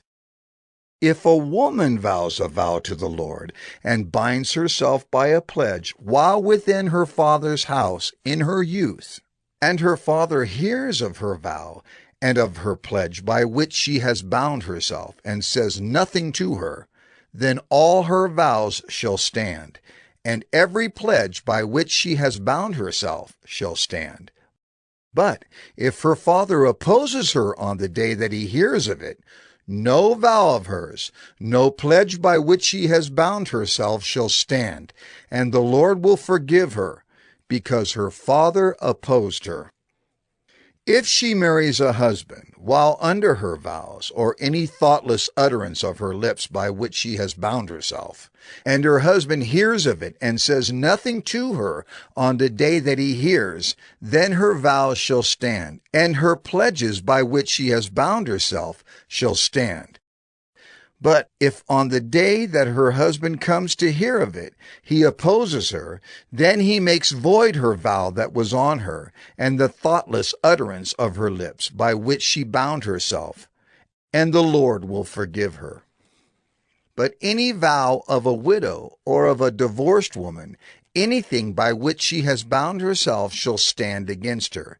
And if she vowed in her husband's house, or bound herself by a pledge with an oath, and her husband heard of it and said nothing to her, and did not oppose her, then all her vows shall stand, and every pledge by which she bound herself shall stand.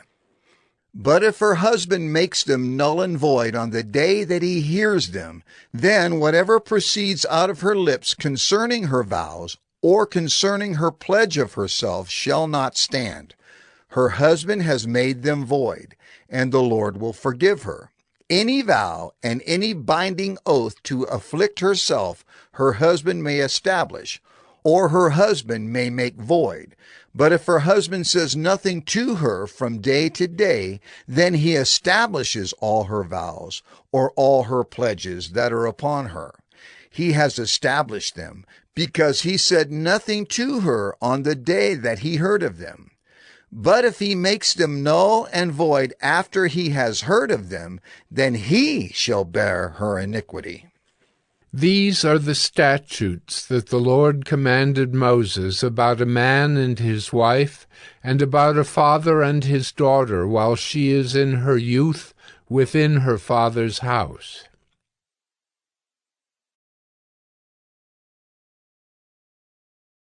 Numbers 31. The Lord spoke to Moses, saying, Avenge the people of Israel on the Midianites. Afterward you shall be gathered to your people. So Moses spoke to the people, saying, Arm men from among you for the war, that they may go against Midian, to execute the Lord's vengeance on Midian. You shall send 1,000 from each of the tribes of Israel to the war. So there were provided out of the thousands of Israel 1,000 from each tribe, 12,000 armed for war.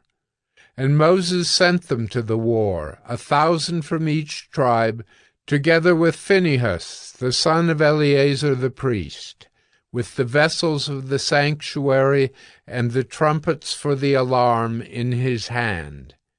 They warred against Midian, as the Lord commanded Moses, and killed every male.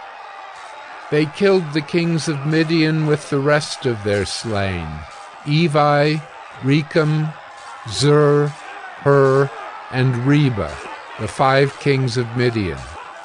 And they also killed Balaam the son of Beor with the sword.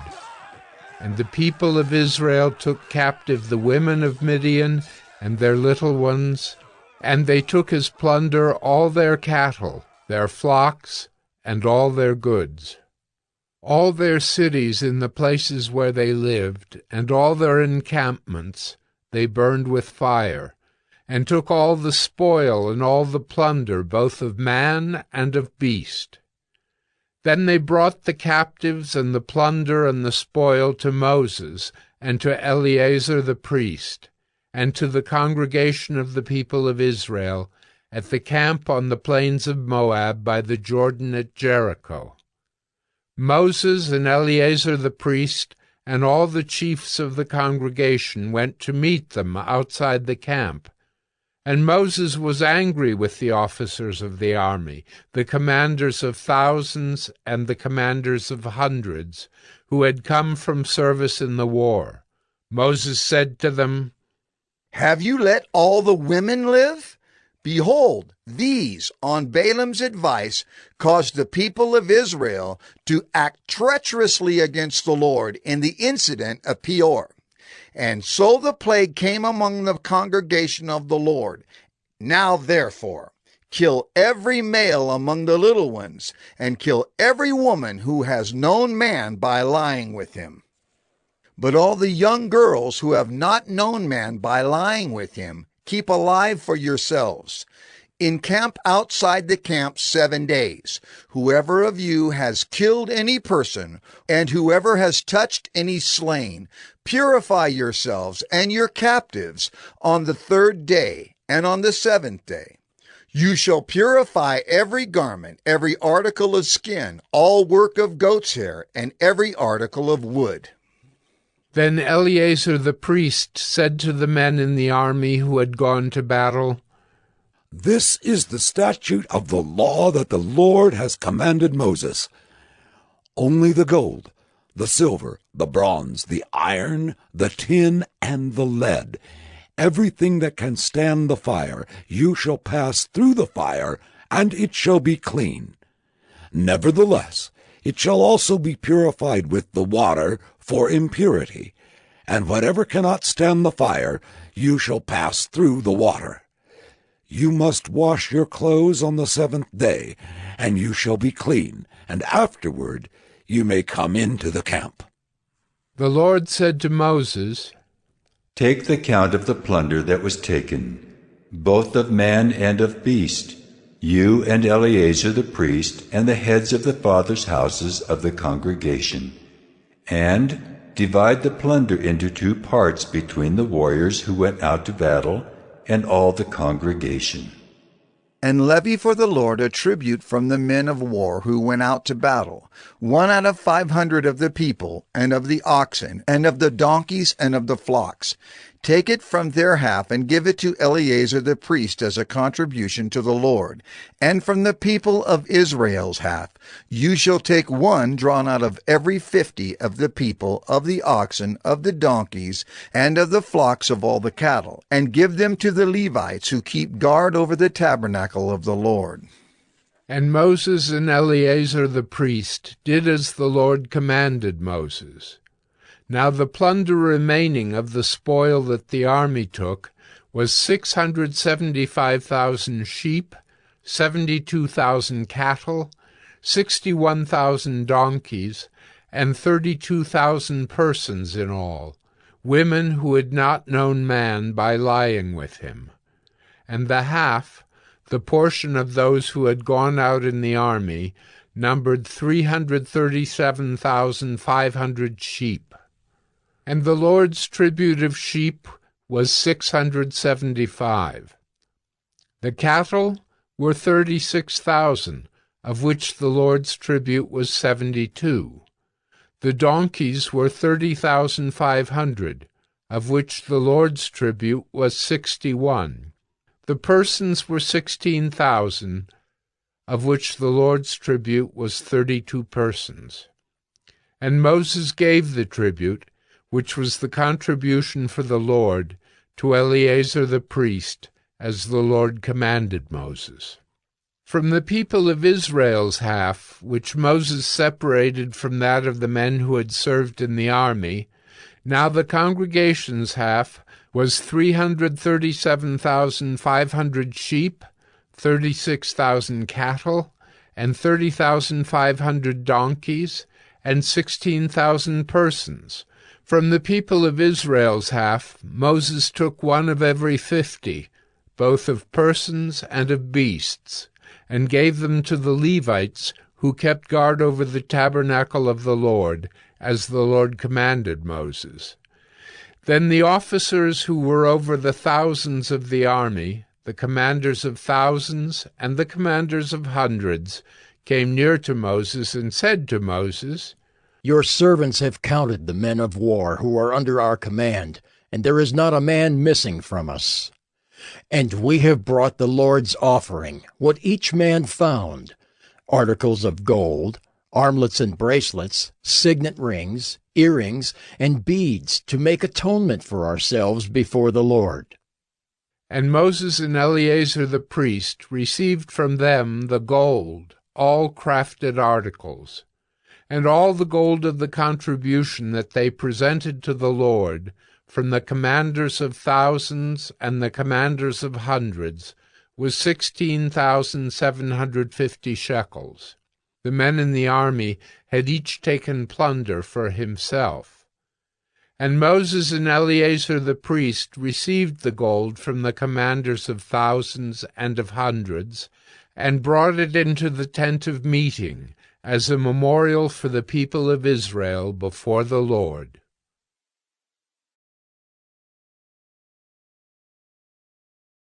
Numbers 32. Now the people of Reuben and the people of Gad had a very great number of livestock, and they saw the land of Jazer and the land of Gilead, and behold, the place was a place for livestock. So the people of Gad and the people of Reuben came and said to Moses and to Eleazar the priest and to the chiefs of the congregation, Adaroth, Dibon, Jazer, Nimrah, Heshbon, Elealeh, Sebam, Nebo, and Beon. The land that the Lord struck down before the congregation of Israel is a land for livestock, and your servants have livestock. And they said, "If we have found favor in your sight, let this land be given to your servants for a possession. Do not take us across the Jordan." But Moses said to the people of Gad and to the people of Reuben, "Shall your brothers go to the war while you sit here? Why will you discourage the heart of the people of Israel from going over into the land that the Lord has given them? Your fathers did this when I sent them from Kadesh Barnea to see the land.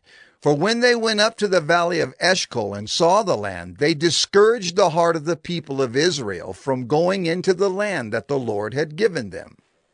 And the Lord's anger was kindled on that day, and he swore, saying, Surely none of the men who came up out of Egypt from 20 years old and upward shall see the land that I swore to give to Abraham, to Isaac, and to Jacob, because they have not wholly followed me. None except Caleb, the son of Jephunneh, the Kenizzite, and Joshua, the son of Nun, for they have wholly followed the Lord. And the Lord's anger was kindled against Israel, and he made them wander in the wilderness 40 years until all the generation that had done evil in the sight of the Lord was gone. And behold, you have risen in your father's place, a brood of sinful men, to increase still more the fierce anger of the Lord against Israel.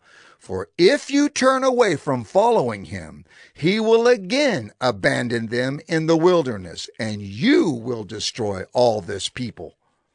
Then they came near to him and said, We will build sheepfolds here for our livestock, and cities for our little ones. But we will take up arms, ready to go before the people of Israel, until we have brought them to their place. And our little ones shall live in the fortified cities, because of the inhabitants of the land. We will not return to our homes until each of the people of Israel has gained his inheritance. For we will not inherit with them on the other side of the Jordan and beyond, because our inheritance has come to us on this side of the Jordan, to the east. So Moses said to them, If you will do this, if you will take up arms to go before the Lord for the war, and every armed man of you will pass over the Jordan before the Lord until he has driven out his enemies from before him, and the land is subdued before the Lord, then after that you shall return and be free of obligation to the Lord and to Israel. And this land shall be your possession before the Lord. But if you will not do so, behold, you have sinned against the Lord, and be sure your sin will find you out. Build cities for your little ones, and folds for your sheep, and do what you have promised. And the people of Gad and the people of Reuben said to Moses, Your servants will do as my Lord commands. Our little ones, our wives, our livestock, and all our cattle shall remain there in the cities of Gilead. But your servants will pass over, every man who is armed for war before the Lord to battle as my Lord orders. So Moses gave command concerning them to Eleazar the priest, and to Joshua the son of Nun, and to the heads of the fathers' houses of the tribes of the people of Israel. And Moses said to them, If the people of Gad and the people of Reuben, every man who is armed to battle before the Lord, will pass with you over the Jordan, and the land shall be subdued before you, then you shall give them the land of Gilead for a possession. However, if they will not pass over with you armed, they shall have possessions among you in the land of Canaan. And the people of Gad and the people of Reuben answered, What the Lord has said to your servants, we will do. We will pass over armed before the Lord into the land of Canaan, and the possession of our inheritance shall remain with us beyond the Jordan. And Moses gave to them, to the people of Gad and to the people of Reuben, and to the half-tribe of Manasseh, the son of Joseph, the kingdom of Sihon, king of the Amorites, and the kingdom of Og, king of Bashan, the land and its cities with their territories, the cities of the land throughout the country. And the people of Gad built Dibon, Ataroth, Aroer, Atroth-Shophan, Jazer, Jogbehah, Beth-Nimrah, and Beth-Haran, fortified cities and folds for sheep. And the people of Reuben built Heshbon, Elealeh, Kiriathaim, Nebo, and Baal-Meon. Their names were changed, and Sibmah, and they gave other names to the cities that they built. And the sons of Machir, the son of Manasseh, went to Gilead and captured it, and dispossessed the Amorites who were in it.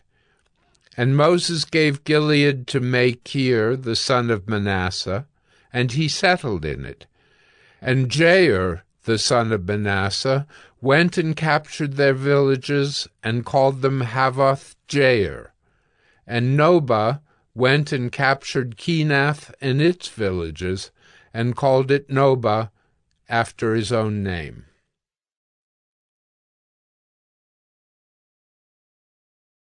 Numbers 33. These are the stages of the people of Israel when they went out of the land of Egypt by their companies under the leadership of Moses and Aaron. Moses wrote down their starting places, stage by stage, by command of the Lord, and these are their stages according to their starting places. They set out from Ramesses in the 1st month on the 15th day of the 1st month. On the day after the Passover, the people of Israel went out triumphantly in the sight of all the Egyptians, while the Egyptians were burying all their firstborn, whom the Lord had struck down among them. On their gods also the Lord executed judgments. So the people of Israel set out from Ramesses and camped at Succoth. And they set out from Succoth and camped at Etham, which is on the edge of the wilderness. And they set out from Etham and turned back to Pi-hahiroth, which is east of Baal-zephon, and they camped before Migdol. And they set out from before Hahiroth, and passed through the midst of the sea into the wilderness.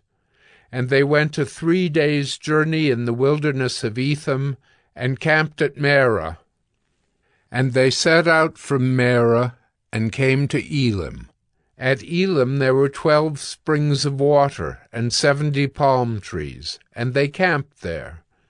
And they set out from Elim, and camped by the Red Sea. And they set out from the Red Sea, and camped in the wilderness of Sin. And they set out from the wilderness of Sin, and camped at Dophkah. And they set out from Dophkah, and camped at Elish. And they set out from Elish, and camped at Rephidim, where there was no water for the people to drink. And they set out from Rephidim, and camped in the wilderness of Sinai. And they set out from the wilderness of Sinai, and camped at Kibroth-Hattaavah. And they set out from Kibroth-Hattaavah, and camped at Hazeroth. And they set out from Hazeroth, and camped at Rithmah. And they set out from Rithmah, and camped at Rimmon-Perez. And they set out from Rimmon-Perez, and camped at Libnah. And they set out from Libnah, and camped at Rissah. And they set out from Rissah, and camped at Kehalatha. And they set out from Kehalatha, and camped at Mount Shepher. And they set out from Mount Shepher, and camped at Harada. And they set out from Harada, and camped at Machheloth. And they set out from Machheloth, and camped at Tahath. And they set out from Tahath, and camped at Terah. And they set out from Terah, and camped at Mithkah. And they set out from Mithkah, and camped at Hashmonah. And they set out from Hashmonah, and camped at Moseroth. And they set out from Moseroth, and camped at Beni-Jaakan. And they set out from Beni-Jaakan, and camped at Hor-Haggidgad. And they set out from Hor-Haggidgad, and camped at Jotbathah. And they set out from Jotbathah, and camped at Abrona. And they set out from Abrona, and camped at Ezion-Geber. And they set out from Ezion-Geber, and camped in the wilderness of Zin, that is, Kadesh. And they set out from Kadesh, and camped at Mount Hor, on the edge of the land of Edom. And Aaron the priest went up Mount Hor at the command of the Lord, and died there, in the 40th year after the people of Israel had come out of the land of Egypt, on the 1st day of the 5th month. And Aaron was 123 years old when he died on Mount Hor, and the Canaanite, the king of Arad, who lived in the Negeb in the land of Canaan, heard of the coming of the people of Israel. And they set out from Mount Hor, and camped at Zalmunna. And they set out from Zalmunna, and camped at Punon.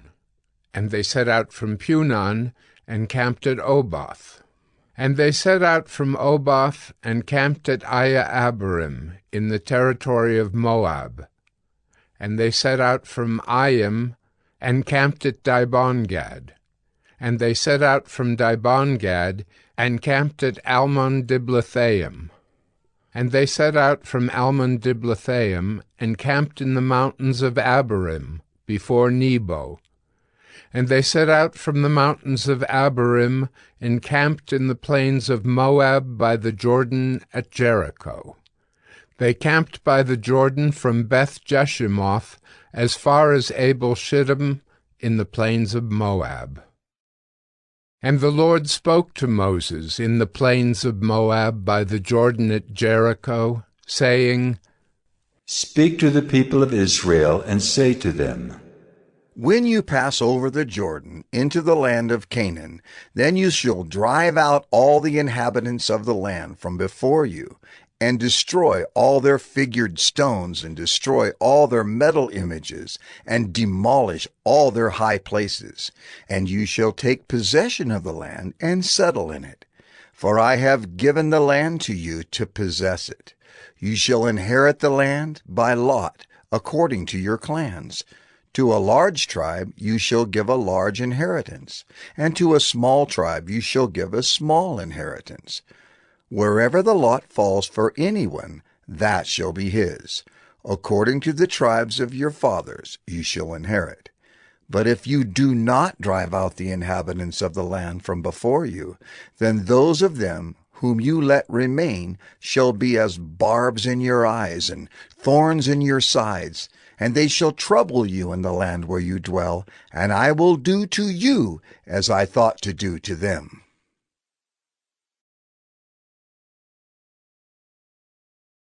Numbers 34.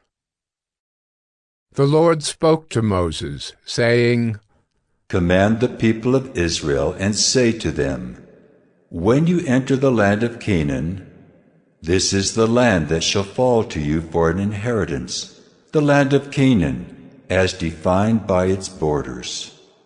Your south side shall be from the wilderness of Zin alongside Edom, and your southern border shall run from the end of the Salt Sea on the east. And your border shall turn south of the ascent of Akrabim, and cross to Zin, and its limit shall be south of Kadesh Barnea. Then it shall go on to Hazer Adar, and pass along to Asmon. And the border shall turn from Asmon to the brook of Egypt, and its limit shall be at the sea. For the western border you shall have the great sea and its coast. This shall be your western border. This shall be your northern border. From the great sea you shall draw a line to Mount Hor. From Mount Hor you shall draw a line to Lebo-Hamath. And the limit of the border shall be at Zedad. Then the border shall extend to Ziphron, and its limit shall be at Hazer Enan. This shall be your northern border. You shall draw a line for your eastern border from Hazer Enan to Shepham. And the border shall go down from Shepham to Riblah on the east side of Ain.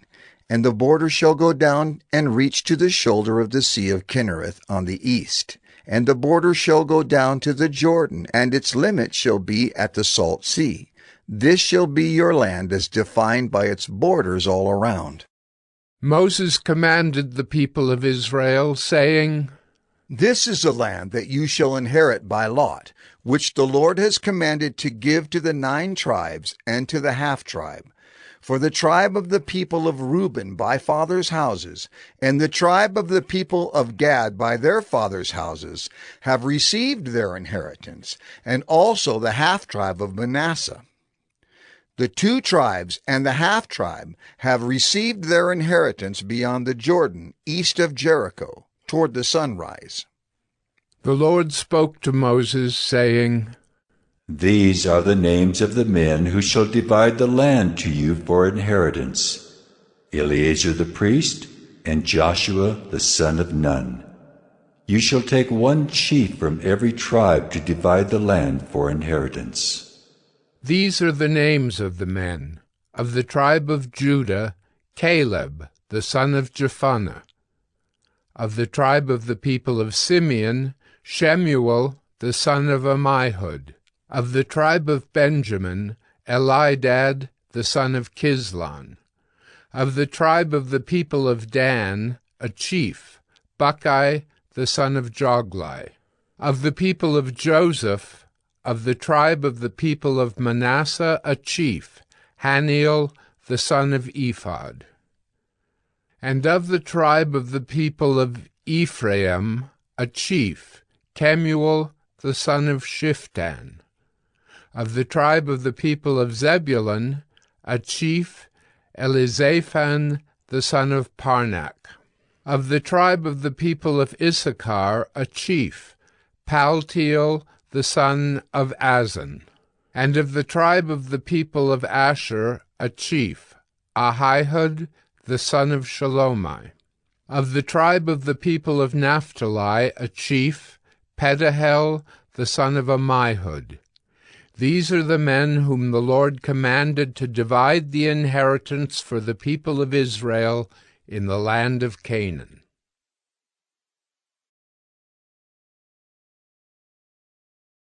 Numbers 35.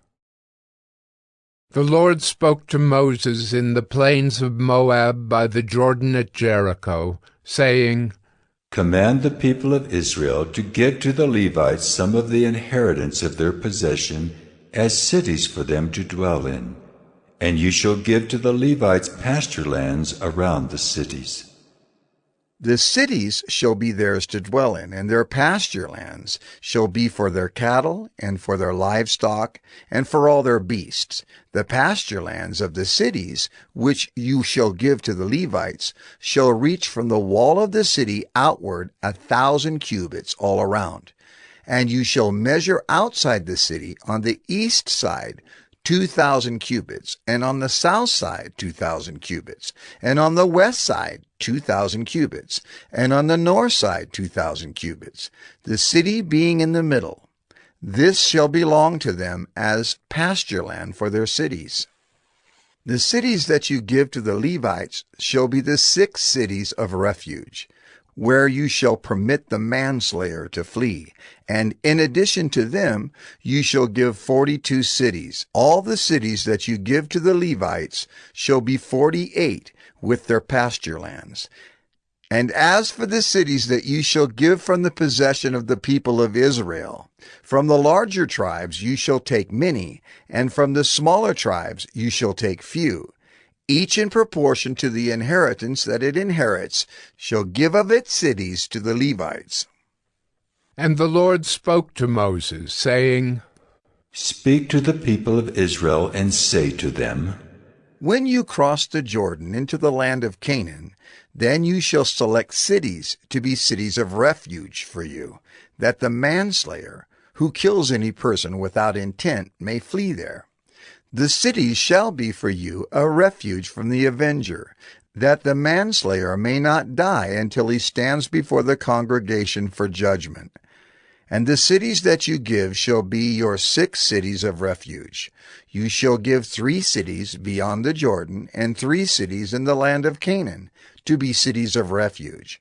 These 6 cities shall be for refuge for the people of Israel, and for the stranger and for the sojourner among them, that anyone who kills any person without intent may flee there. But if he struck him down with an iron object so that he died, he is a murderer.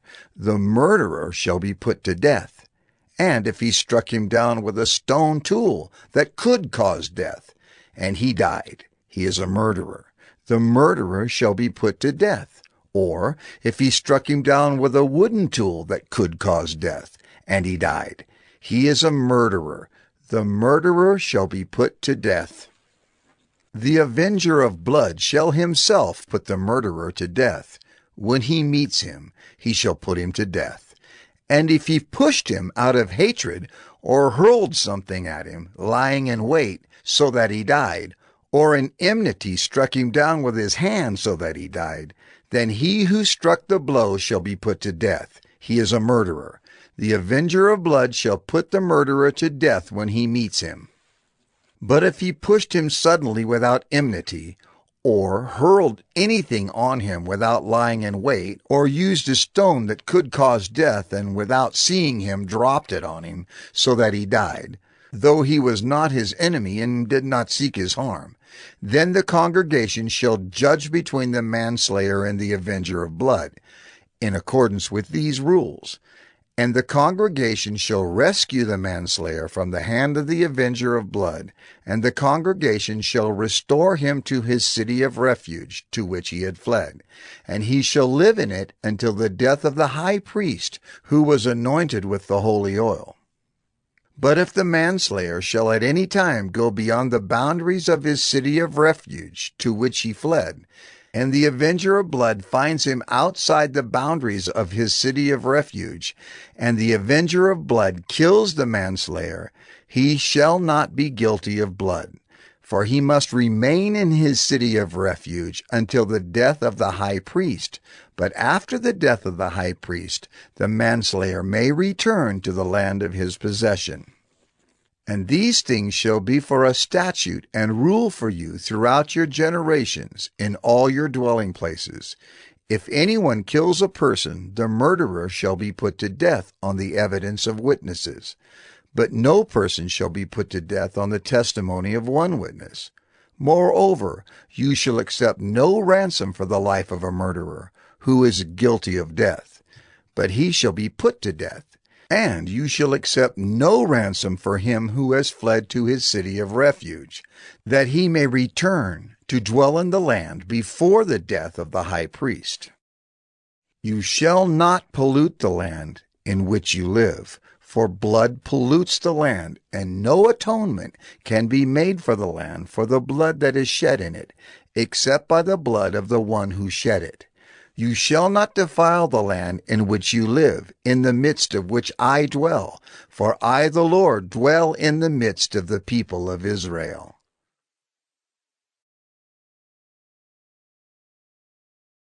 Numbers 36.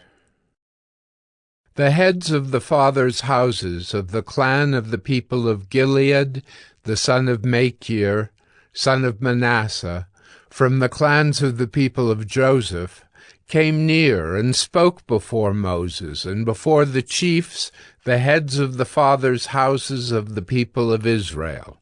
They said, The Lord commanded my Lord to give the land for inheritance by lot to the people of Israel. And my Lord was commanded by the Lord to give the inheritance of Zelophehad, our brother, to his daughters. But if they are married to any of the sons of the other tribes of the people of Israel, then their inheritance will be taken from the inheritance of our fathers and added to the inheritance of the tribe into which they marry. So it will be taken away from the lot of our inheritance. And when the Jubilee of the people of Israel comes, then their inheritance will be added to the inheritance of the tribe into which they marry. And their inheritance will be taken from the inheritance of the tribe of our fathers. And Moses commanded the people of Israel according to the word of the Lord, saying, The tribe of the people of Joseph is right. This is what the Lord commands concerning the daughters of Zelophehad. Let them marry whom they think best, only they shall marry within the clan of the tribe of their father. The inheritance of the people of Israel shall not be transferred from one tribe to another. For every one of the people of Israel shall hold on to the inheritance of the tribe of his fathers. And every daughter who possesses an inheritance in any tribe of the people of Israel shall be wife to one of the clan of the tribe of her father, so that every one of the people of Israel may possess the inheritance of his fathers. So no inheritance shall be transferred from one tribe to another, for each of the tribes of the people of Israel shall hold on to its own inheritance. The daughters of Zelophehad did as the Lord commanded Moses, for Mahlah, Tirzah, Hoglah, Milcah, and Noah, the daughters of Zelophehad, were married to sons of their father's brothers. They were married into the clans of the people of Manasseh, the son of Joseph, and their inheritance remained in the tribe of their father's clan. These are the commandments and the rules that the Lord commanded through Moses to the people of Israel in the plains of Moab by the Jordan at Jericho.